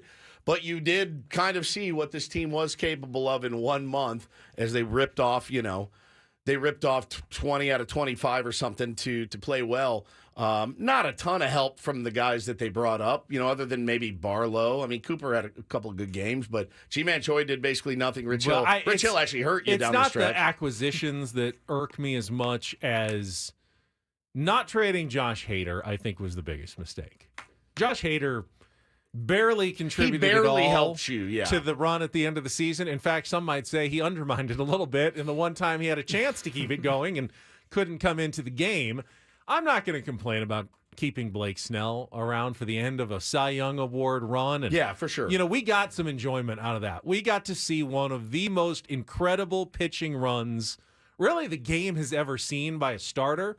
And yes, they won't end up getting the prospect or two they might have been able to get for Blake Snell in August, but I will pay that price. I will pay a prospect to get to see baseball greatness, because isn't that ultimately you want to win a title, but we also go to games to see special things and special players be special on the field. And Blake Snell absolutely did that over the last couple of months of the season. And then some, yeah. Would you have wanted to see that in a Thank you. a Phillies uniform or some other teteam's uniform the last couple of months of the season? I'm glad where he was in a Padres uniform. Yeah, you know where I stand on it. He's going to win a Cy Young, and that's great. It sucks that you have a guy winning a Cy Young, and he's not going to be a part of your franchise anymore, more than likely. 99% sure. Stranger things have happened, certainly, but based on who his agent is, it stands to reason that he's probably gone. And yeah, it's great for him personally. It's a really incredible accomplishment. Winning one in the AL, winning one in the NL, staggering. Just wish he was here. Wish you could really celebrate it, knowing, oh, great, he's going to be back. We're returning the Cy Young. He's overcome a lot, and he's put up with a lot since he got to San Diego. Sucks that we don't really get to reap the fruits of his labor. Other than saying, oh yeah, our guy won a Cy Young last year. That's cool. He plays for the Rangers now, that's the tough part. Looking at the playoffs, other than the Phillies and Marlins series, you got the Minnesota Twins, who have lost 18 consecutive playoff games since 2004. It's insane. That is incredible. That is absolutely insane. And Carlos Correa, who's been out the last couple of weeks, they say he's going to play plantar fasciitis, but he's not going to be 100%. Should try acoustic wave therapy.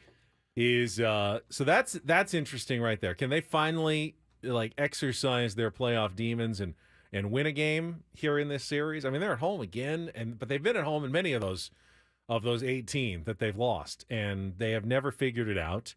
I think Tampa Bay is an interesting story against the Rangers. I mean, Randy Arozarena has been one of the best primetime performers, whether it's the playoffs or the WBC, since he broke through as a rookie.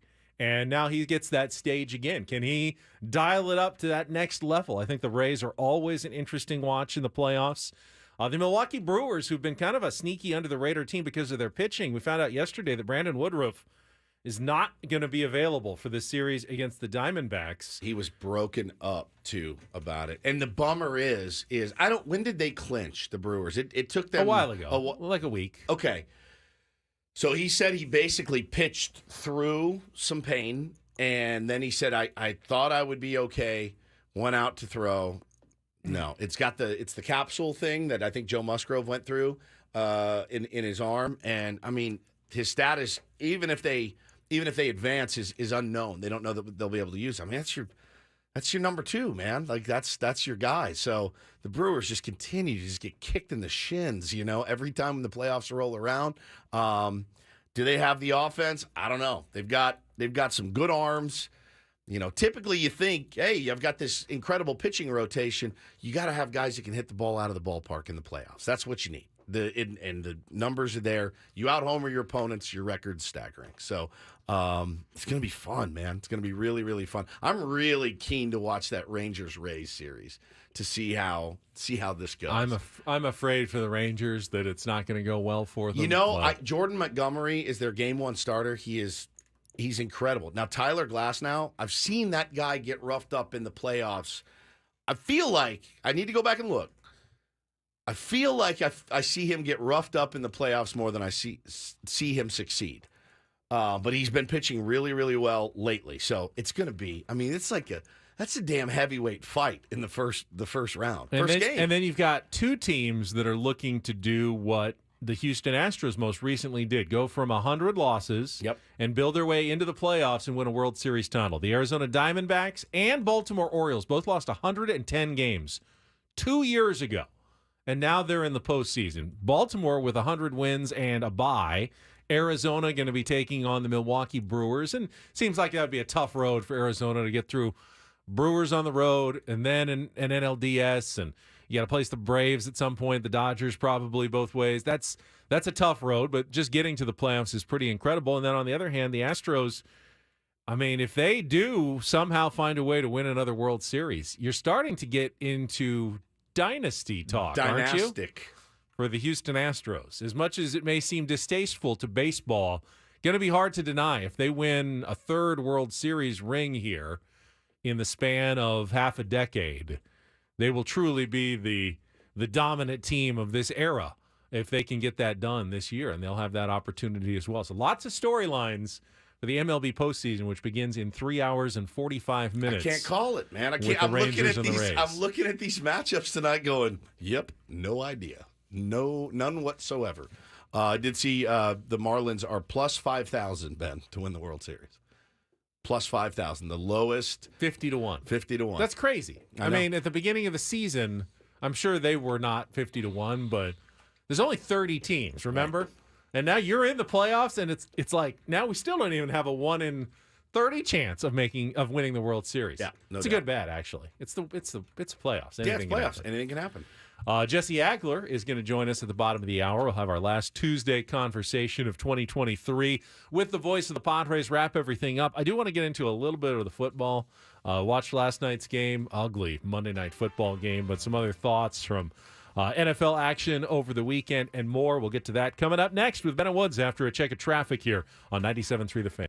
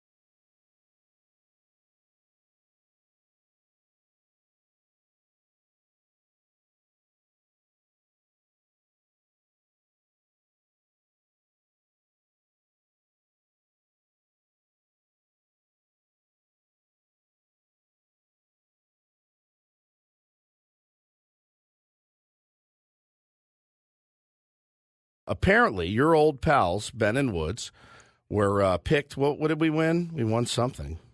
Here we go. There it is. Good job, Woodsy. Good job. Who? Woodsy. The best part about that flub, you guys, he said, you don't need to pull that. It's not that good. It wasn't that good. And I I'm said, like, it was really are you good. out of your mind? It was one of the, that's a Hall of Famer. One more time. We're picked. What did we win? We won something. Here we go. There it is. Good job, Woodsy. Good job. Who? Woodsy. Good job, Woodsy. Good job, Woodsy. Good job, Woodsy. Hold on. It's a little bit tired sounding. Hang on. Yes. Good job, Woodsy. You don't think that's a good flub?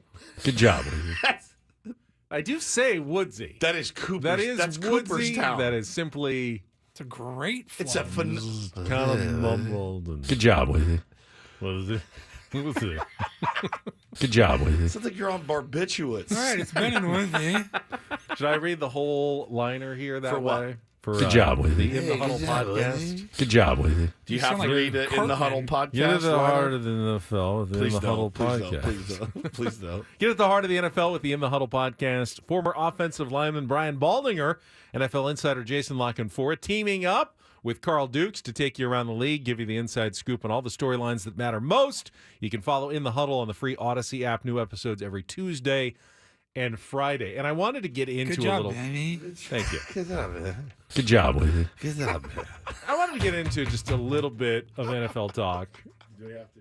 We don't have to. Good job, Woodsy. We I can't. could just play that for the next time. I could literally till we have to go to break. We have 5 minutes. I would play the whole time. Yeah, Woodsy. Hey, Woodsy.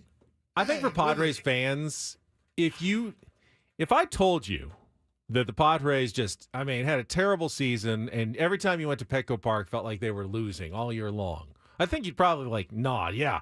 I went to 8 games and they lost 7 of them. They were terrible. So I think it would surprise people to know Padres were 44-37 at home. It did surprise if you went to me. a game, you had a better chance of seeing a Padres win than a loss. And that is the case with a lot of teams. They play better at home than they do on the road. That's common in all sports, including football.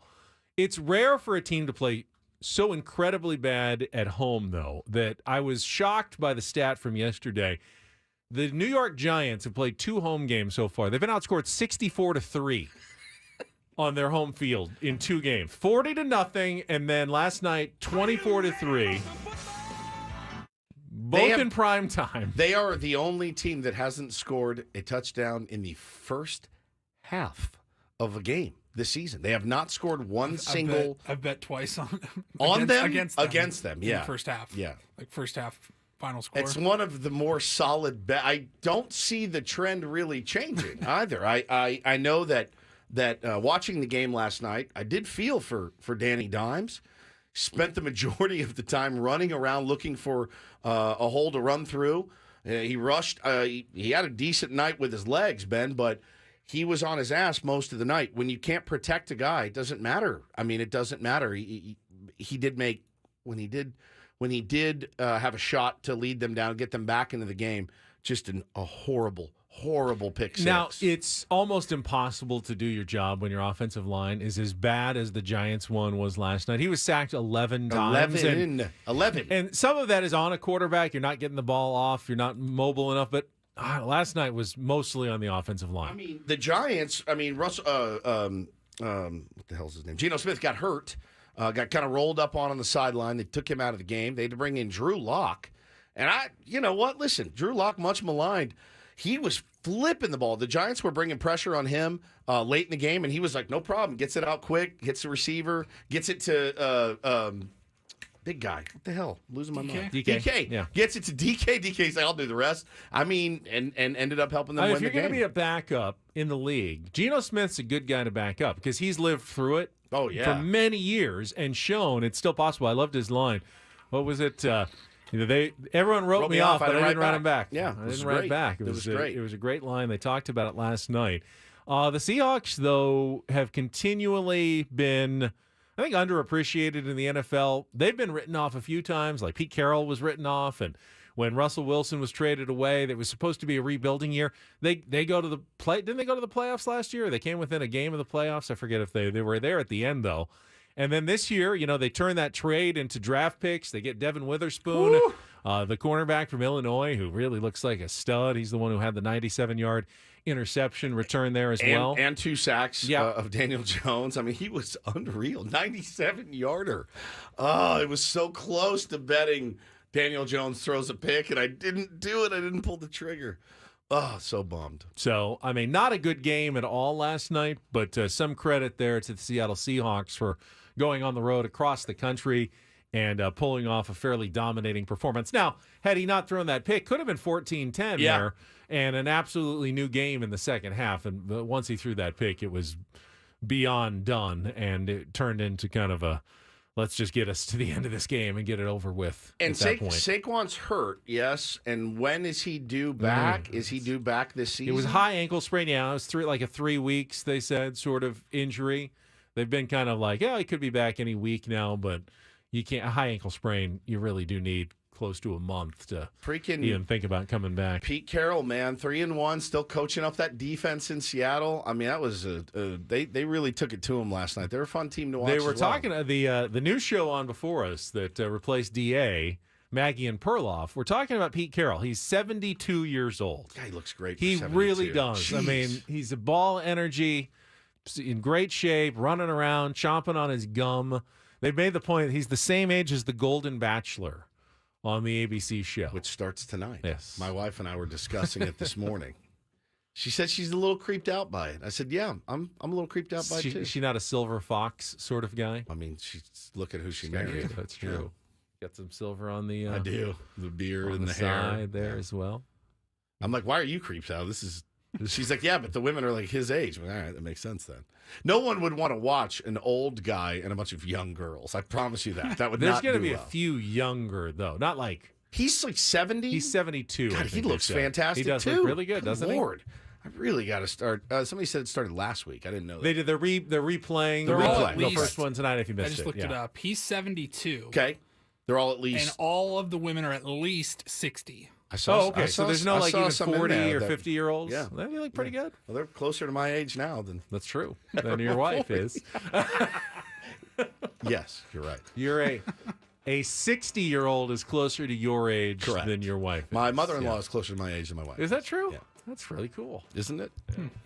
All right, Jesse Agler, who is closer to our age. I don't know that I'd call it cool. It's something. It is something. Is going to join us next. Voice of the Padres as we wrap up the season on San Diego's Good job with it. #1 sports station, 97.3 The Fan.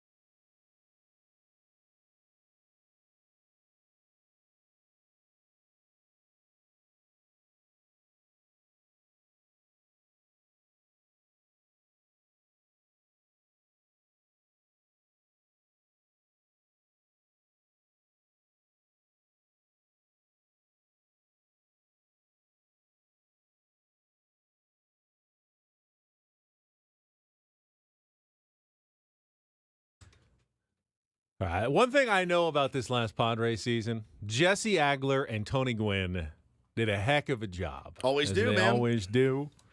Got Jesse standing by. We'll have our final wrap-up conversation as we do each and every Tuesday with the voice of the Padres. We'll do that after a check of traffic here on 97.3 The Fan.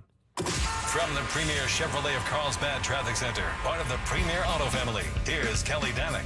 Traffic is sponsored by Lowe's. Well, guys, this could take a while. That northbound side of the 805 still at a crawl out of Chula Vista, as is the northbound 5. But they did reopen the transition ramp a little while ago, north 805 to the northbound 15 connector. Got this accident on westbound King Freeway. This is right before College Grove. They're trying to move that out of lanes. And in North County, dealing with a collision on the Miramar Road off-ramp, southbound 15. Get the appliances you need right away at Lowe's. Explore the largest assortment of brands you trust in-store or online at the best values. Plus, take advantage of our everyday financing offers. Lowe's knows home improvement, subject to credit approval. I'm Kelly Danick with Ben & Woods, San Diego's #1 sports station, 97.3 The Fan. Now let's go out to our Premier Chevrolet of Carlsbad fan hotline, where I expect Jesse Agler is getting to know his family again this morning. Reintroducing himself to the wife and the kids after 6 months of a lot of baseball. Jesse, good morning to you. Good morning, guys. How are you? Doing well, They man. remember your name? Sort of. Who are you? What are you doing in here? Why are you telling me to take a bath, strange man? That's a little weird. That kind of thing. Yeah. You can't tell me what to do. You've been gone for 6 months. Yeah, we're not quite familiar with who you are, so we're not really interested in what you'd like. Well, listen. So the season's wrapped up. Get a little breather, a little sigh of relief. You hate that it's over. You're gonna miss it in a couple of days. We all do. Even though I said I wouldn't, I will. But you got the playoffs tonight, Jesse. Will you be parked in front of the TV watching MLB playoffs? Or you need a little reprieve?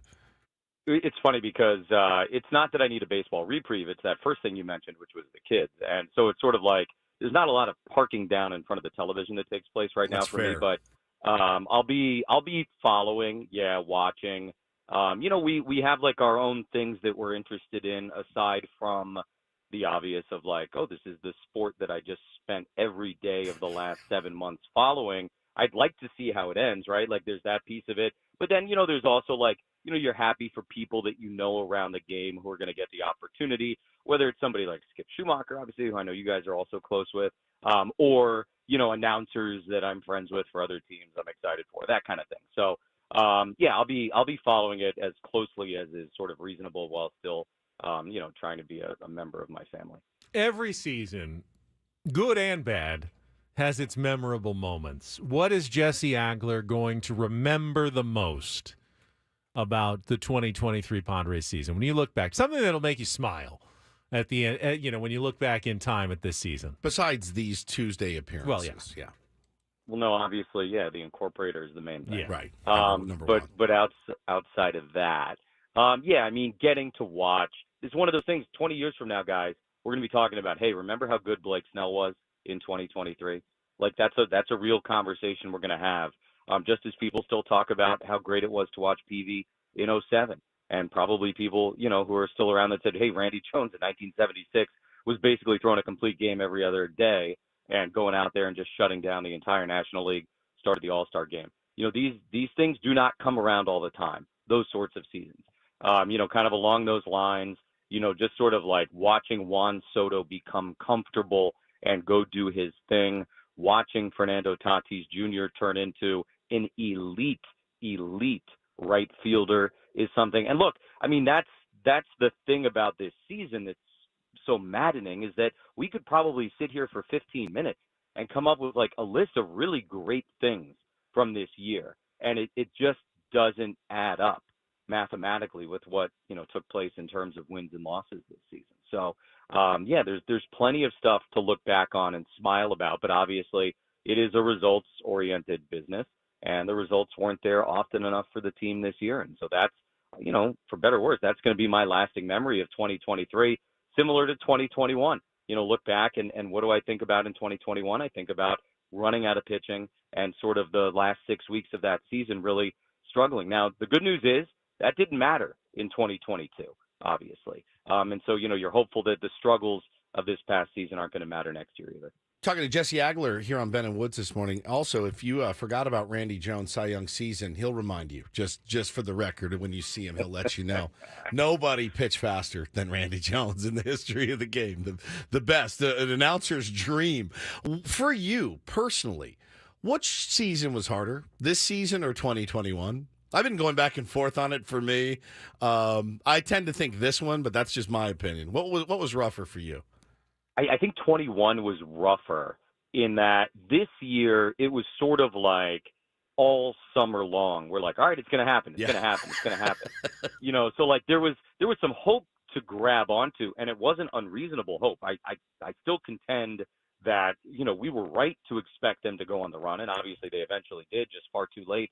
But like, so there was something, it wasn't like you were showing up to the ballpark hanging your head like they got no shot tonight.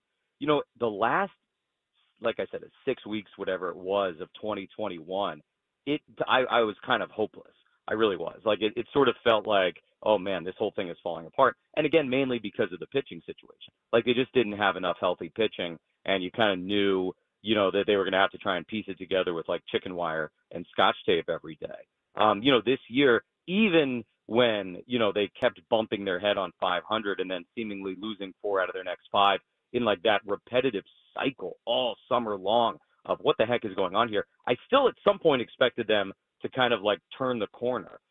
So I think because of that, I had a little bit more hopefulness as this year went on than I did the back end of 21 when, like I said, it just kind of felt like things were really, really, really difficult every single night. So that one was probably a bigger challenge for me individually, but neither one was, particularly great, of course. I think I go with Woods. I feel like the disappointment was at least concentrated into a shorter span in 2021, and it was kind of extended longer and more torturous this season. But he's right. The promise of the corner turn was always there. It was there. It was dangling. We did hear it all of 2021. Jace Tingler, we haven't even played our best baseball yet. That's true. That's true. Heard that all season long. Jesse, Paulie made I thought, a really interesting point earlier when he mentioned this year's team only lost 7 more games than last year's team, 89 to 82, and over 162 games. That's one good week versus one bad week, and the rest of the season essentially exactly the same, with like replace one great week with one bad week. And I think one of the hardest things for all of us to understand, even people who are in baseball, who live it every single day, including yourself and Bob Melvin, AJ Preller, how small the difference is between a good team and a mediocre team, and a mediocre team and a bad team. It's not the oceans that you feel like you have to cross to get to the promised land. It really is. It's tiny little differences that can really impact a season greatly. No question about it. And I mean, it's sort of related to that. I think we had the note on Sunday in the last game. It was like 2 years ago, there were 4 teams that lost 100 games. 3 of those teams are in the playoffs this year. So like it's a reminder, as you said, that it's not a chasm, even between a 100-loss team and an 80-win team.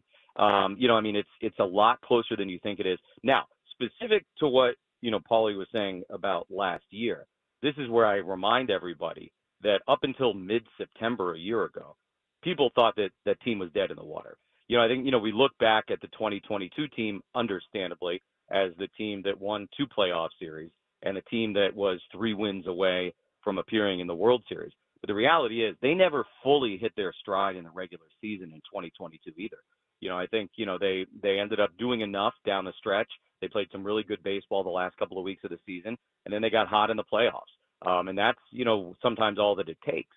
But I can distinctly remember conversations we had and that Tony and I were having and that everybody in town was having, literally mid-September of last year. When people were like, I don't know about this team. I don't know if it's going to happen. So, the difference between last year and this year, like you said, it's one good week. Had they had one other 6-game winning streak, at some random point in July or August, maybe they're in a very similar position. But who knows? Maybe they wouldn't have made it out of the wild card this time. That's just sort of the randomness of baseball, particularly a short postseason series. But you're right.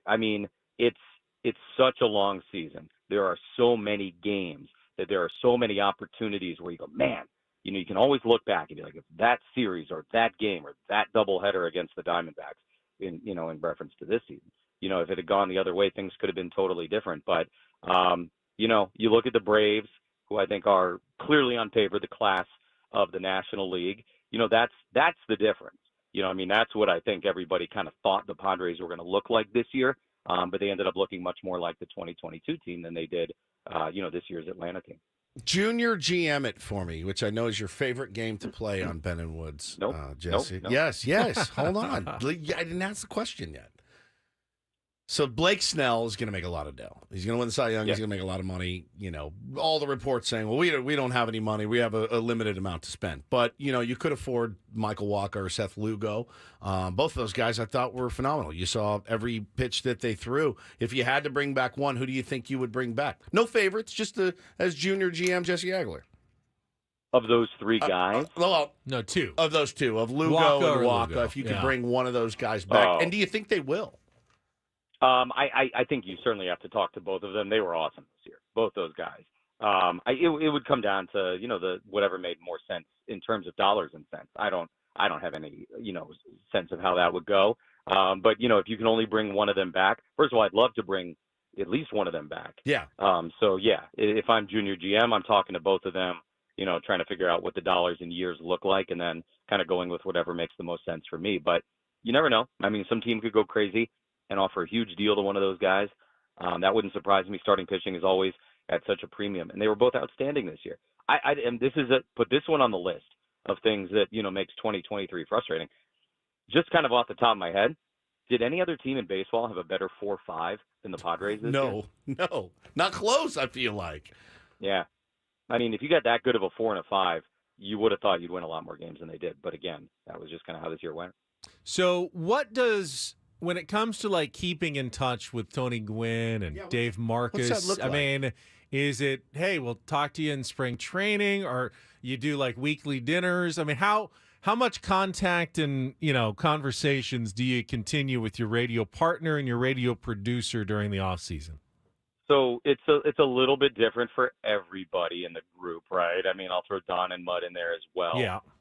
First of all, Tony's birthday is tomorrow, so he'll be getting a birthday call. But, we see each other occasionally. The Padres have off-season events that we kind of all end up at. So we'll probably see each other at a work function, 3 or 4 times over the course of the thing. Tony and I have talked for a while now about trying to get the families together in the off-season. So I'm going to try and prioritize that. Our sons are about the same age, so let them kind of, run around like maniacs together and, do a barbecue or something. But, I'll talk pretty regularly.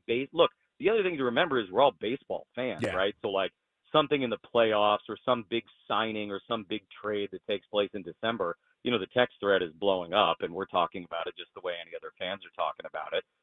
But the reality is we've seen each other every single day since Valentine's Day.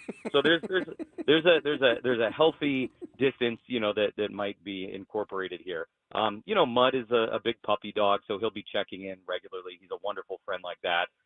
Don always has something to text about most every day, if we're being honest. A baseball thing. That surprises me. So yeah, we're all in touch. There's an element that, probably like a psychologist's dream here, right?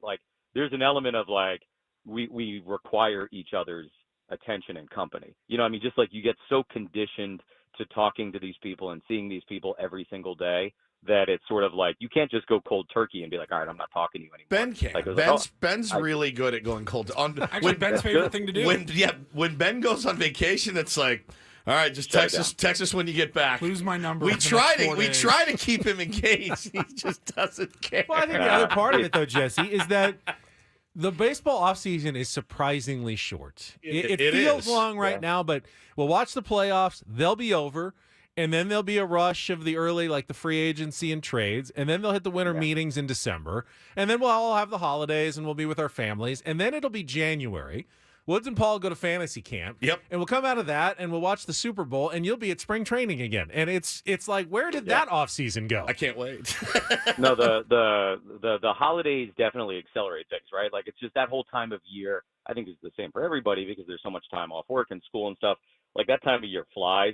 That month or whatever between Christmas and Thanksgiving and New Year's for us in our house, it goes by really, really quickly. And then as you said, it's January. And spring training seems to get earlier and earlier every year. I mean, it's right around Valentine's Day now that I'm heading out there, and I know a lot of the players get there earlier. And then this year, of course, because of the 2 games in Korea against the Dodgers, spring training's even a little bit shorter because, we're heading out there. So, I mean, it'll be here before we know it, and that's fine by me. That's fine by me because I'm ready for next year. Well, thank you as usual. I love for the last all the incorporator as well, Yeah. working in the minute bowl to get not Fubsy, but spindly, and that was great. Yeah, it was great. Thank you, buddy, for everything. Jesse, you are the GOAT, and just an honor to talk to you every Tuesday, my friend. Appreciate it.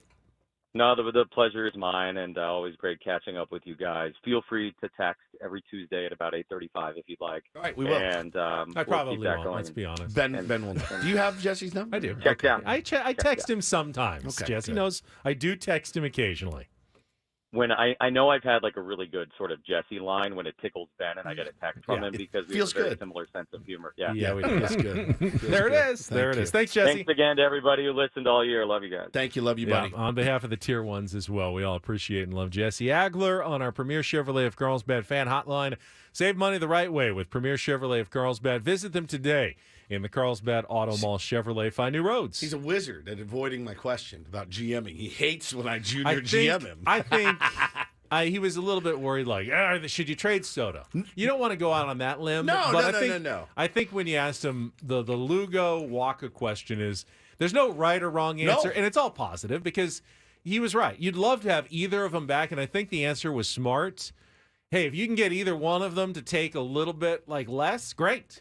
I mean, great. You go with whatever is the slightly more affordable option because you can't go wrong. I mean, they both have, obviously, there's always concerns with Waka. It's the injury history. But, man, has anyone been a better back-of-the-rotation guy the last 2 seasons than Michael Waka?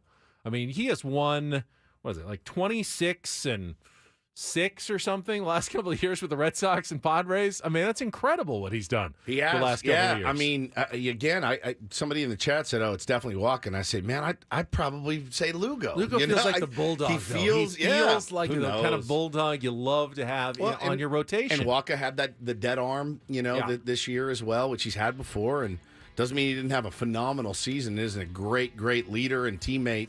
A guy to cover too. He's great to watch pitch. So can't go wrong. I feel like maybe one of them's in the cards. When I was little, I would get tucked in, and my mom or grandma would always say, "Don't let the bed bugs bite." Oh boy! Paulie will give us an update on that in the Reindl Report coming up next year on 97.3 The Fan.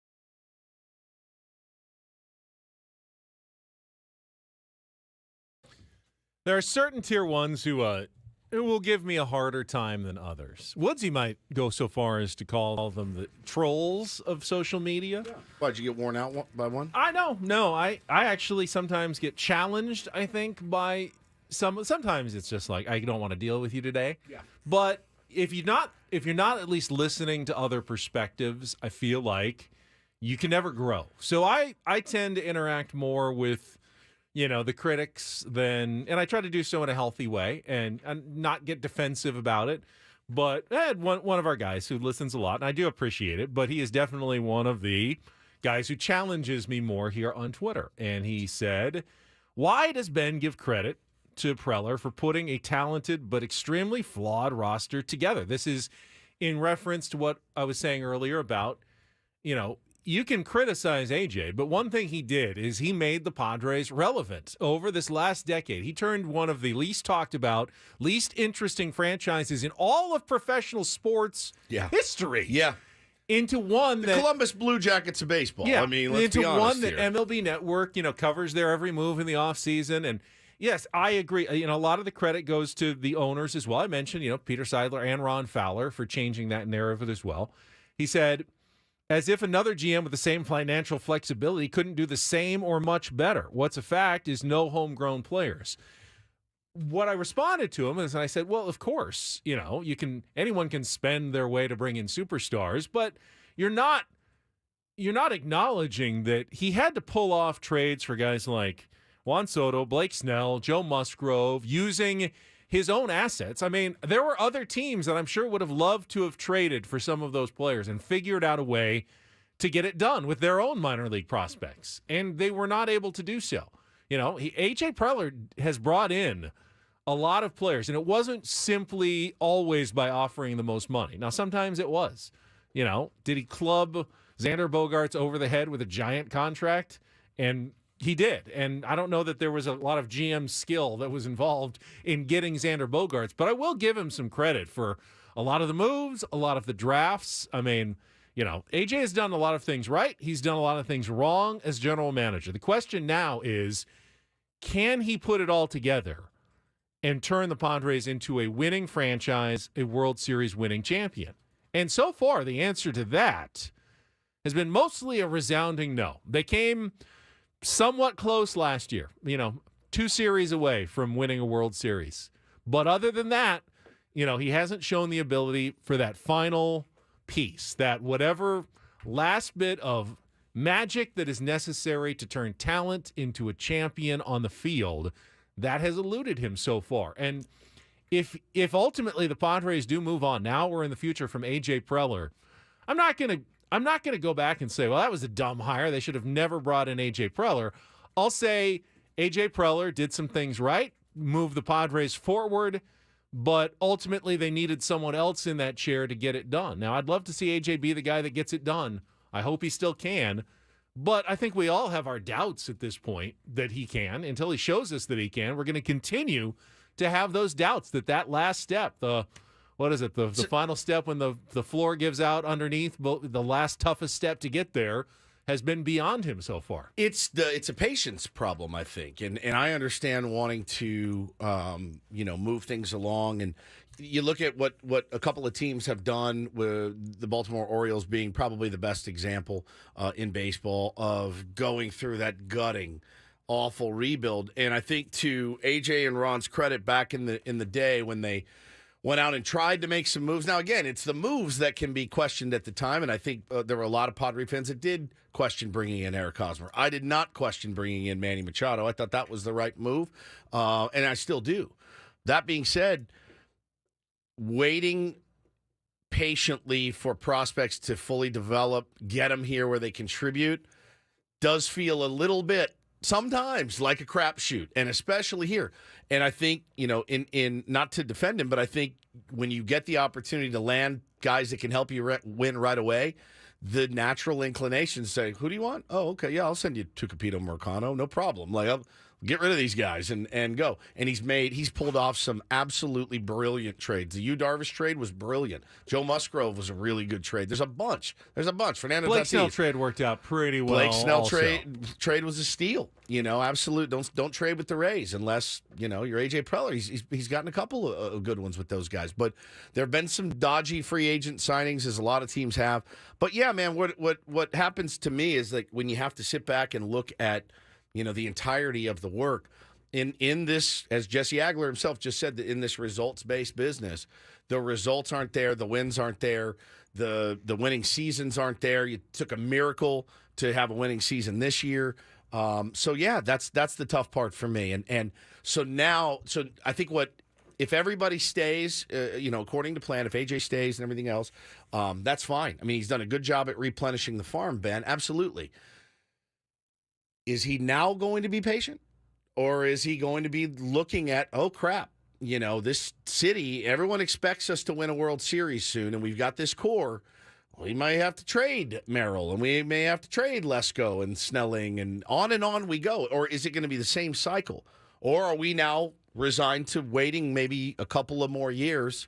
And how's that going to look with some aging superstars? So you do feel, I at least as a fan, feel a little bit painted in the corner. Now, conversely, if you bring in a new GM, it's not like he's going to come over and be like, cool, I'm bringing 40 prospects with me. We're good to go. I'm going to restock this bad boy, no problem. That's going to take some time. So that's hence why I'm a little doom and gloom feeling, a little melancholy about the start of 2024.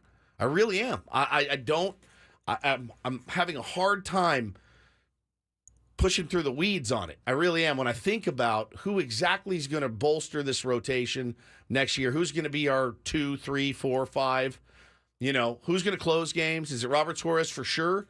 Because we don't really know if he can do it. Who's playing first base?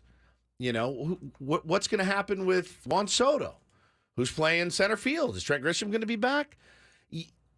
Are we going to end up trading Jackson Merrill? Are we going to end up using him? Is he going to make the team? Is he going to be an outfielder? Is he going to hit at the big league level? I'm panicked when I think about it, to be honest. So until I know what kind of the roster looks like moving forward, it's just been a patience problem, I think.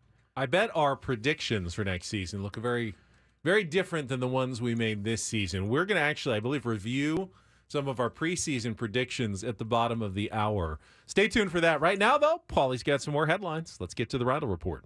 And get things started here with our today's edition of the Reindl Report. Now tuned into the greatest. Welcome to the Reindl Report with Paul Reindl. Hi, Paul. All right. 2 stories from the world of sports that we haven't gotten to yet. We'll start off in Major League Baseball. And 1 story that you didn't know you needed. Are you laughing, biatch? It's the Reindl Report. Hey, Paul, how you doing? Okay, how are you? On 97.3 The Fan. Are you ready to bless the mood? I need some help, please. That was good. Can I get a yeah? Oh, yeah. All right. All right, indeed. Gentlemen, I got a couple of stories here that we haven't gotten to. We probably could have talked about them yesterday. But we were wall to wall with big leadership meeting at Petco Park. Allegedly. That we still know nothing about. Let's start off with the San Diego State Aztecs. They got demolished over the weekend by Air Force 49-10. They were up 7-0. They were up 7-0. Glass half full. Yeah. Math tells me that they were then outscored 49-3. Doesn't look as good when you phrase it that way. My man over here convinced me to take the Aztecs, and they usually, they usually do very well against Air Force. They'd won like 9 of 11 or something like that. They're the one team that generally can stop that wishbone offense that Air Force runs, but they did not. They did not do so on Saturday. They did not. Well, it wasn't all bad. I do have the game notes. Oh, good. From the Aztecs. I love game notes so much. Those poor game note writers are like, what the hell do we do now? They're going to stop. They're going to sending them our way from the distribution list. Haven't they done that already? Let's see. San Diego State had a 17-play, 9-minute and 32 drive in the first half. That's their longest drive in terms of plays and time since a 17-play, 10.5-minute drive back on September 25th, 2021. Wow. Something to build off of. Very long drive. Long drive. Go to the trends. Sustained. The trends section of the game notes. Okay. The Aztecs, I know everybody's dying to know, they lost the coin toss for the fourth time this season. 4 times in 6 Fire games. Brady Hoke. That's not his fault. It's the opposing team. That's picks, right. No, remember. they were the road team. So They were the road team. Yeah, they called it this it time. was them. God, that's inexcusable. Not good. Did they Not say good. heads or tails? Did they? I don't have that. You don't have that information in the notes? San Diego State started with the ball for the 110th time in their last 151 Which, by the way, games. had they won the coin toss, they almost also certainly would have started with the ball because they always do. So the coin toss was completely irrelevant. And good news here, San Diego State held an opponent scoreless on their opening possession for the 4th time this season. There you go. The 24th time since 2021, and the 78th time that they held their opponent scoreless on the opening drive. They also held since their opponent 2015. under 50 on all the subsequent possessions That's the true. rest of the game. Yeah, they lost by less than 69 points. Saw a tweet this morning. SDSU's Brady Hoke making $1.273 million this season. If they wanted to let him go, relieve him of his duties, December 1st, Ben, the buyout is $4.861 million. So if you're wondering why they haven't done anything yet, that's probably why. Stroking a $5 million check to get rid of a coach. I could respect if that was the decision why, because, I like to be financially frugal. But I think the reason they haven't done it is they still think he's the right coach. And that worries me more so. A little bit more than just spending the cheaping out and not going to hire someone else at this point. I don't think Brady Hoke's the worst coach in America. But remember, they didn't hire him because he was dazzling anywhere. They didn't hire him because he was the up-and-comer. They hired him because Rocky Long left him in the lurch, and Brady was sitting there on the staff again and had coached them before and seemed like kind of the logical choice. But Brady had his shot, went to Michigan, didn't work out, was pretty much, I thought, resigned to be an assistant coach, as a line coach for the rest of his life. Probably would have been okay with that. And then kind of backed into the job here again at San Diego State. I'm not trying to trash Brady Hoke.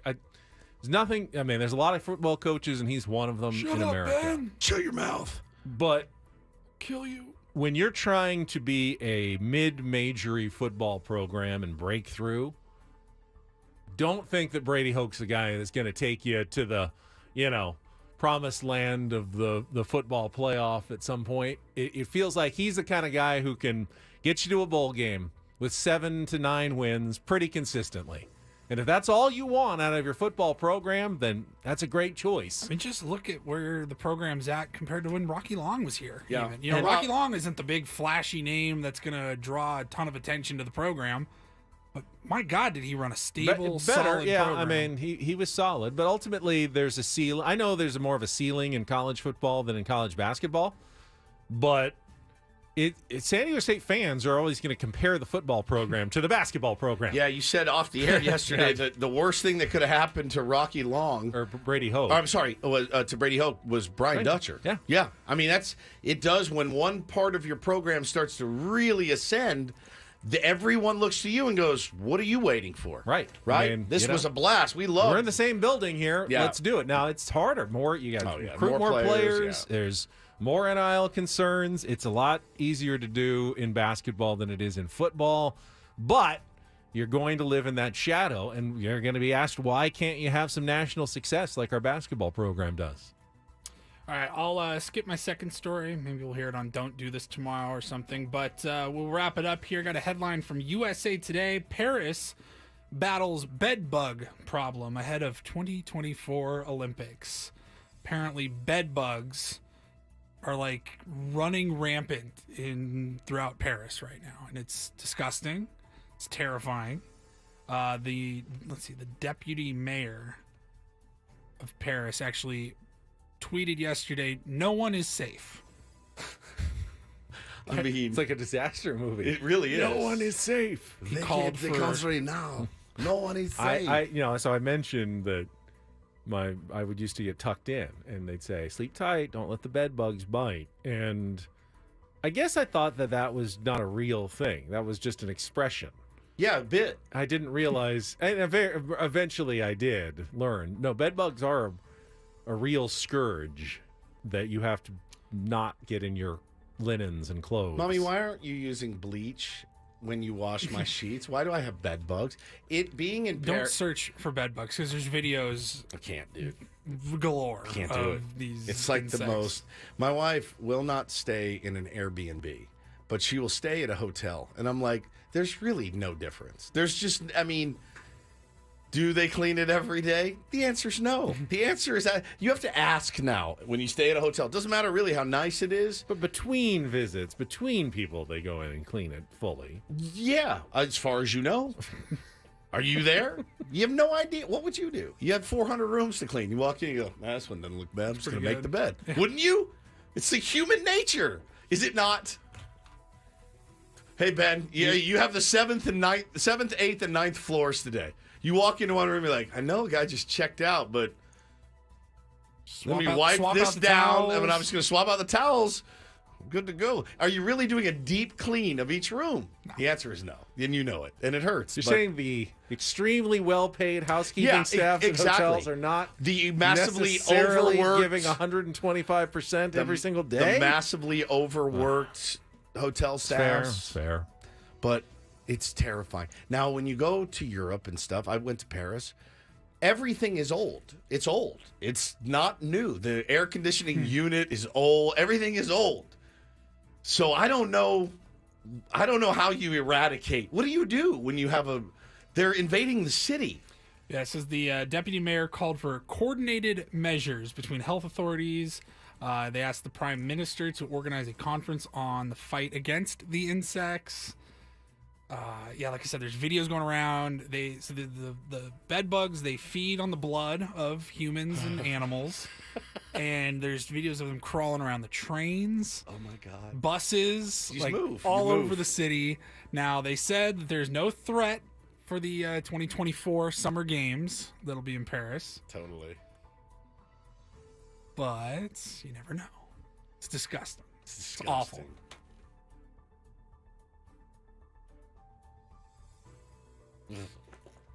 You ruined my day. I've never been to Paris. You've been, Yeah, so I don't know what we would have done. We would have probably cut our trip short. Gone back to London. Yeah. It's cool. It's beautiful. It's the most beautiful city I've ever seen. It's not close. But I wouldn't have stayed there. It was invaded by... They're on the trains. They're everywhere. Oh, God. You've ruined my day. Oh, that's a gross I feel like I have lice story. as we speak, Paulie, just so you know. Yeah, everyone out there listening, try not to scratch. Yeah. Right now. Just don't think about what's itching at the moment and what's causing that itch. My wife is bleaching our entire house as we speak. I guarantee you, after hearing that story. Thank you, Paulie. You're welcome. All right, we'll come back. We're going to review our predictions. We have I'm to. sure they were all highly Oh, accurate boy. for the Padres 2023 season. Bunch of idiots. Coming up after a check of traffic here on 97.3 The Fan.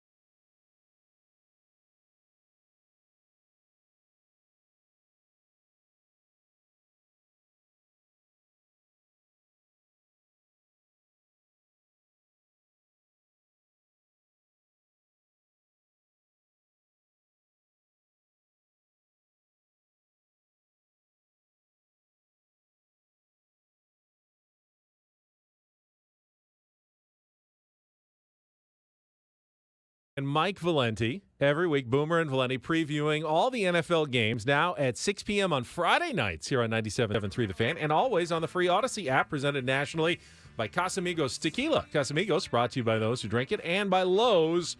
Lowe's knows home improvement. Just learned something about my co-host, Stephen Woods, during the break. Saw the report that Paulie was just talking about Paris, and the Summer Olympics coming to Paris next year. And as a new sport next year at the Paris Olympics, they are the debut of, they call it breaking. It's breakdancing. It's a sport of breakdancing in the Olympics. And I thought I was going to get the old, oh my God, from Woods, what are they going to do now? Well, bring back the 80s. And you actually said you would watch breakdancing in the Olympics. More than any other Olympic sport, I think. You grew up in the 80s. Do you not remember? Oh, I remember breakdancing. Did you try breakdancing? Because I did. Not professionally, no. No. I mean, as a kid. Not really, no. I mean, everyone got on the floor once and saw if they could spin themselves around. I could do the backspin, but I couldn't pretty good. Really?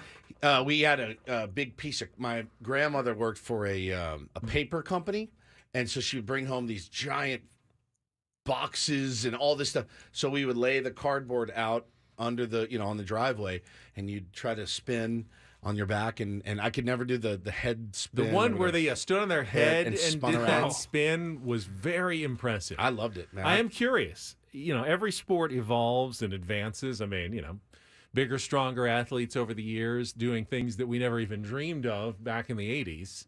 How far has breakdancing evolved since the 1980s? That's a good question. I mean, you still see like street performers doing dancing and stuff. I guess that's technically probably breakdancing. But I just remember when it hit the scene, like Breakin', the movie Breakin'. Remember Breakin'?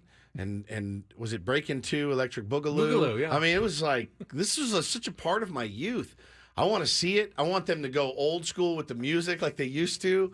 The outfits. I was the like outfits. 12 or 13, 14 when You Got Served came out. That was the street style breakdancing competition movie. It was awesome. And I'm not and the boom boxes. Oh, the huge boom boxes. They set up incredible. to do the routine. I had a big boom box, the whole bit. Yeah, I was all in. on it.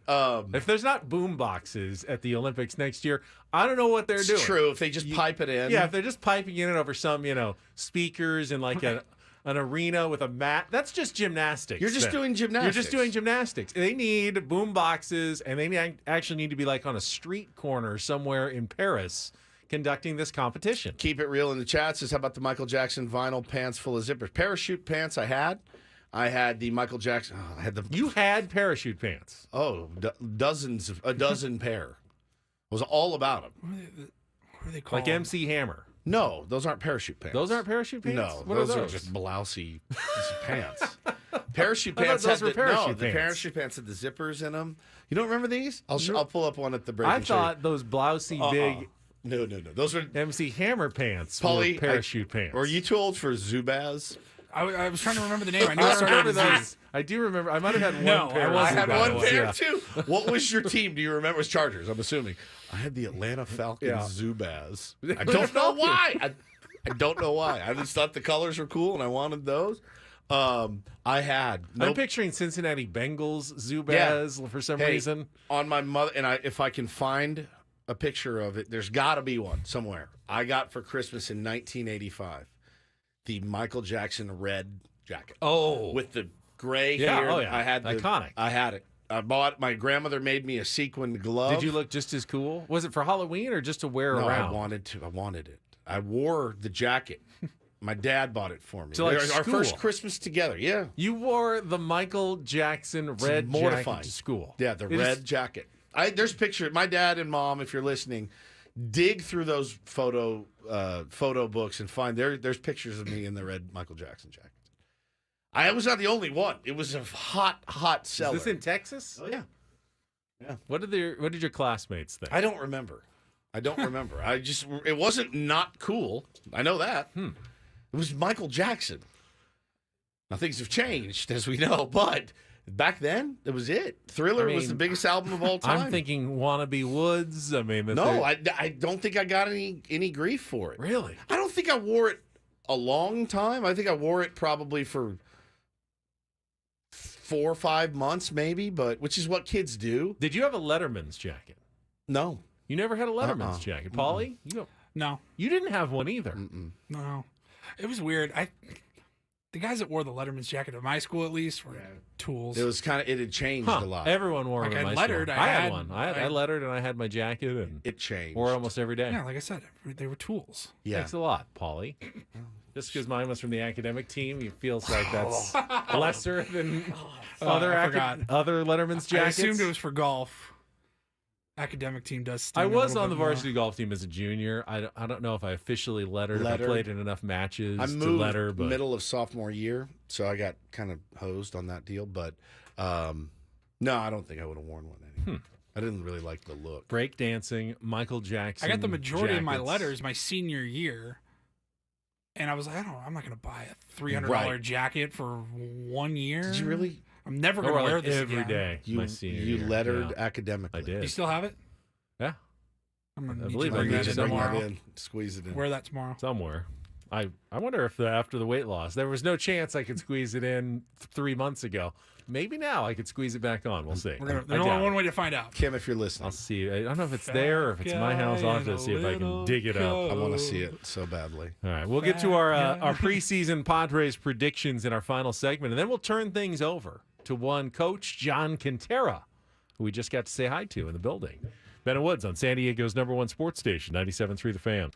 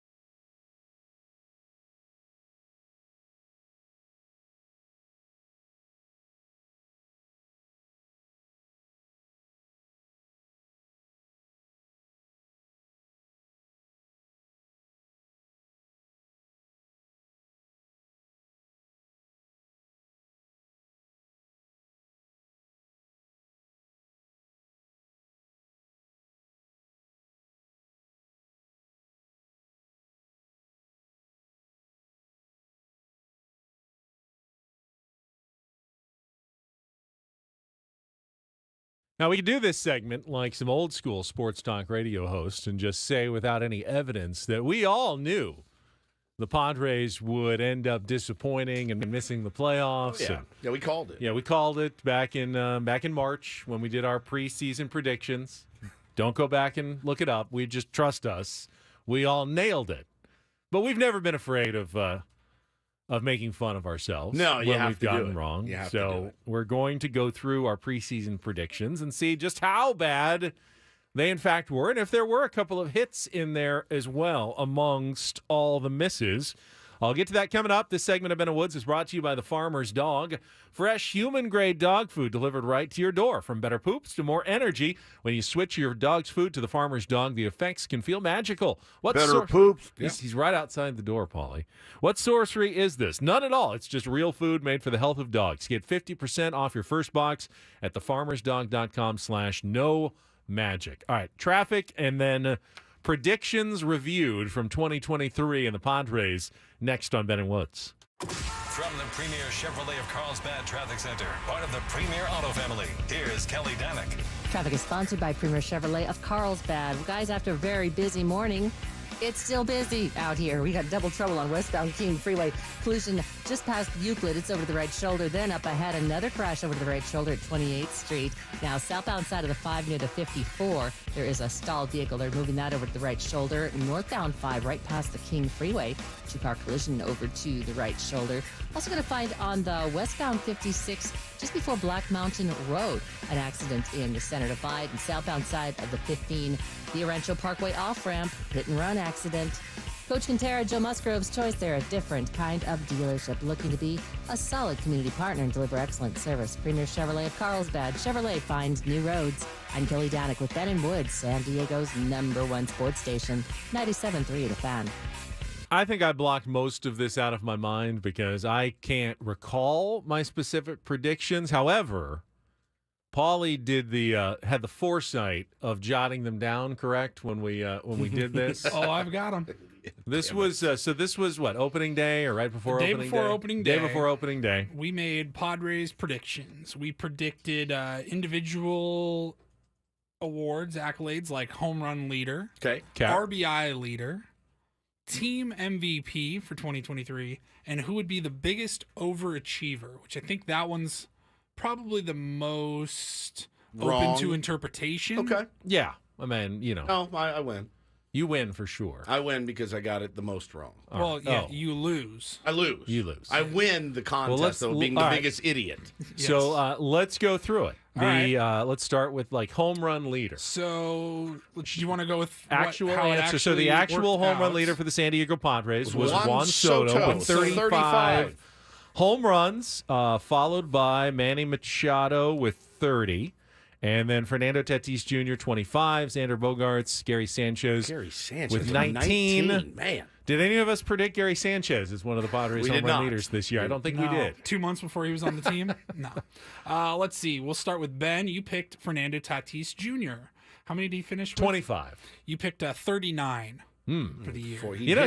He was pacing pretty well, and then kind of the power didn't hold up in the last couple months of the season. If you count warning track shots, he absolutely would hit 39. Let's see. In September, he only had 5 home runs, and in August, he only had 2. Right. So, with 18 going into the last couple of months, I'm thinking, all right, 10 and 10, that's very doable for a guy like Tatis. He could have gotten close to that number, but he didn't have a great, at least power-wise, August and September. Correct.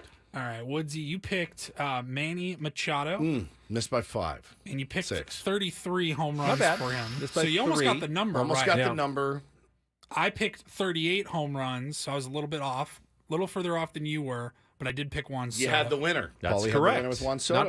Not bad on that prediction. All right, RBI leaders. Juan Soto did lead the team in RBIs. Yep. He had 109. Followed by Manny with 91, Tatis with 78, Ha-Sung Kim with 60, and Xander Bogaerts with 58 RBI. Now, Soto had 109. I picked Manny for 108. Oh, okay. So Number's still good. Number's off. good. Number was good. Person was the second leading RBI. Ben also picked Manny Machado with 114 RBIs. And our old pal Woods picked Juan Soto with 119 RBIs. I missed by 10. But you got the right guy. The right guy. All right, so nice job, Woods, I don't on that feel one. terrible so far. Okay. Team MVP. All right, Is this up for debate at all? Well, Sure. I think we both decided yesterday it was Juan Soto. Probably Juan Juan Soto. Soto. Yeah, it was Juan Soto. You guys both picked Juan Soto. I picked Manny Machado. Okay. And then we had biggest overachiever, and I don't remember exactly what parameters we put on that because it's a gut feeling. I mean, like Juan Soto to win biggest overachiever would have to hit like 800. Like Right, you're yeah. expecting him to put up big numbers. It had to be someone that You weren't really expecting. You weren't expecting to be a star who had a really good season. Now Ben picked Ha-Seong Kim. Really good. It's a pretty good friggin' pick right there. Really good Okay, pick. thank you. Probably your winner. I picked Blake Snell. That's not really bad, good too. We don't have to talk about him. He's That's won really, the Cy really Young. good. He's won it before, but I wasn't anticipating him All to right. do it both, this year. Both of those picks are outstanding. You would have to talk I think about other mine. you could have picked. Outstanding. We revisited this in like May or June, and we said Michael Walker up to that point. Yeah. He was like 8-1 or something. Like he was on Seth fire. Lugo was an overachiever. Yeah. More innings than I think most people Gary expected. Sanchez Better was on ERA. the team, but he was a massive Yeah, overachiever. he was. That would have been an amazing prediction. Woods picked. Let me see here. Jake Cronenworth. That's a homer pick. That's Mrs. Wood's pick. Yeah. He's actually probably on the biggest underachiever category. Yeah, 229 average, 312 OBP, 378 slugs, 690 OPS, 10 bombs, did get to double digits. He only had 10 fewer RBI than Xander Bogaerts, by the way, and he didn't play for the last 2 months. Honestly, we did a lot better than I was thinking we'd do. Yeah, it's not that bad. So we actually had a decent idea of what this team was going to be like. Right. Yet we all thought they'd win how many games? I think the games I picked plus 100 plus. I didn't write down our actual. Our Oh, games. no, I think I went under. I think I went 95-ish. But it was high 90s. It was high 90s. Yeah, we all thought for sure this team was going to. I'm trying to remember the over-under before the season. I think it was like 93 93 and a half. 92 and a half, 93 and a half, yeah. And we all felt pretty good about the over of that situation. And yet, while we were so pretty right about some of the individuals, we were very wrong about the team number, which feels on par for what the San Diego Padres were. A collection of guys who individually did not have terrible seasons. There really weren't that many bad seasons. Jake obviously had a disappointing year, but up and down, the DHs, Matt Carpenter had a disappointing year, but everyone else ended up with the numbers that were pretty decent. Yeah. Just didn't add up to the number of wins that you would have thought it should have added up to in the end. And nobody really just had like an insane I 2 did. weeks. I thought you meant bad on the pick. team. My pick that was was a the terrible worst. pick. That was a terrible I'm saying pick. nobody on the team really had just some like insane 2 weeks in September that completely padded their entire Sanders season had a of stats. really good September. He had a Like really good really August, good though, too. September. It's weird though. That's why predictions in baseball are especially funny, because there's no way anyone would ever predict. All right, Juan Soto's going to have a 930 OPS, 35 homers, over 100 bombs. Manny's going to have a good season. Going to be hurt a little bit, but still going to end up with 30 homers, 91 RBI. Yeah. Tatis going to miss 20 games, but is going to be the best defensive player in baseball, 25 bombs, and he's going to hit, slug 449. You're going to look at those numbers, and you're all going to say, okay, but then I think overall the pitching staff is going to be number one in baseball. No one's going to say, I'm going to take all of that, but then I'm going to pick them to be incredibly disappointing 82 wins. in the win-loss column. No one would ever do that. It would be insane to try to make that argument. Well, shifting our attention a little bit to the teams that did not underachieve massively this season. Major League Baseball playoffs start tonight, and we were just Today. today. 2 hours Yeah, from a now. couple hours from now. I rolled with, Ben, I took 3 of the road teams. I took 3 roadies and 1 home team. The 1 home team I did go with was the Milwaukee Brewers. Corbin Burns against Brandon Pfaadt. And I like the Brewers to win that game behind Corbin Burns. Arizona, not taking anything away from what they've been able to do this year. They're in the playoffs. We're not, so congratulations to them. But I think the Brewers are ready for this today. And then I ended up going with our beloved Marlins and Jesus Luzardo. The odds are good, plus 130. And then I took Gossman, very slight Very slight underdog, the Blue Jays, plus 101 for him. And then I took, what was the other one? The first game. Oh, I took the Rangers. I took the Rangers and Jordan Montgomery. Plus 133. I don't know. I feel like the disappointing end and having to go to Tampa is a tough spot for any team. That might be the only one I disagree with you there. I just saw a piece from Eno Saris talking about Stuff Plus and Tyler Glasnow and how his slider stuff has really gone down. But hey, listen, playoffs, guys ramp up, adrenaline gets going. It's not all about the starting pitching against the starting pitching as well. No, it's about the guys that are hitting as well. That's a big part of it. I mean, there's a lot of guys in that lineup that have done it. You always start your bets and you look at the starting pitching matchup, but if that's all you look at, then you're not doing your full research. I think the Arizona-Milwaukee game is the most interesting one to me because it almost feels like the must-win for Milwaukee. This is Corbin Burns against, at best, Arizona's third or fourth starter. Absolutely. This is the one you have to take. And if you don't win this one, the Diamondbacks should have Zach Gallen and Merrill Kelly go in the next two games. It feels like the Diamondbacks, you lose this one, you go, oh, well, we can definitely win the next two, whereas the Brewers are still trying to figure out who they're pitching in the next two with Woodruff out. So they have undecided and undecided set up. I mean, they'll throw someone decent out there, but to me, it feels like the Milwaukee Brewers need to win this one convincingly because if they lose, they are really in trouble in this series, which is an interesting dynamic. Puts a little more pressure on them in this game at home to start the playoffs. Yeah, they're all at home for the Brewers. So I mean, they're that's the other thing that's going to be fascinating about this. And you know what? As much as you'd love to play, as much as you want to play a playoff game in front of your hometown fans, it's probably something nice, Ben, about being able to go and just say, all right, this is where we ended up, and we don't have to get on a plane and travel back and do all that rigmarole in the first round. But, man, I'm fired up for these games today. Cannot wait. Can Minnesota win one of the next two games? Because if they don't, if they get swept again, it'll be 20 postseason losses in a row. It's so hard to wrap your head around. For the Minnesota Twins. Now, their Achilles heel was always the Yankees. They always drew the Yankees in the first round. The Yankees just owned them. And, now you got new blood in there. That in and of itself is probably a nice relief for them. But, it's going to be a blast. I can't wait to talk about every single game tomorrow. And then if you missed it, we were joined this morning by Skip Schumaker, manager of the Marlins, who did commit, because I put him on the spot. We're not going to make him come on tomorrow. I said, no, it's not. We're going to make him come on. He's not going to want to come on. If they win, so. They're superstitious. He won't want to change his routine. And his routine now before a playoff game includes a call in to Ben and Woods. So I'd be surprised if they won if he didn't call us at 7:40 tomorrow. That'd be funny if we didn't tell him and he just did it. I think that's how we play it. Yeah. I think we play it. Just wait and see if he remembers. If that phone and rings, calls in. that will be hysterical. But obviously we'll be pulling for him in the Marlins. I mean, friend of ours, and we would like to see him do well. And I mean, the Phillies they're not that hateable of a team. For the team that knocked the Padres out of the playoffs last year, you want to try. I don't hate the Phillies. I really don't. But I don't know that they deserve to go on another wild card run all the way to the World Series again. Wow. It takes some luck, some good fortune, and they had theirs last year. They were very timely. It worked out really well for the Phillies. Can you really do it twice in a row, or are they due for maybe karma to come back the other way and have another team run through them? We'll see what happens with the Marlins tonight. That's the last game, 5 o'clock. Television schedule, ABC for Texas and Tampa Bay, so Channel 10. ESPN for Toronto, Minnesota at 1:30. ESPN 2 for Arizona, Milwaukee at 4. And then ESPN doubleheader for the last game, Miami, Philadelphia at 5 o'clock. So in all the games the next 3 days, same schedule, same times on network. So you don't have to change anything. It's just 3 days.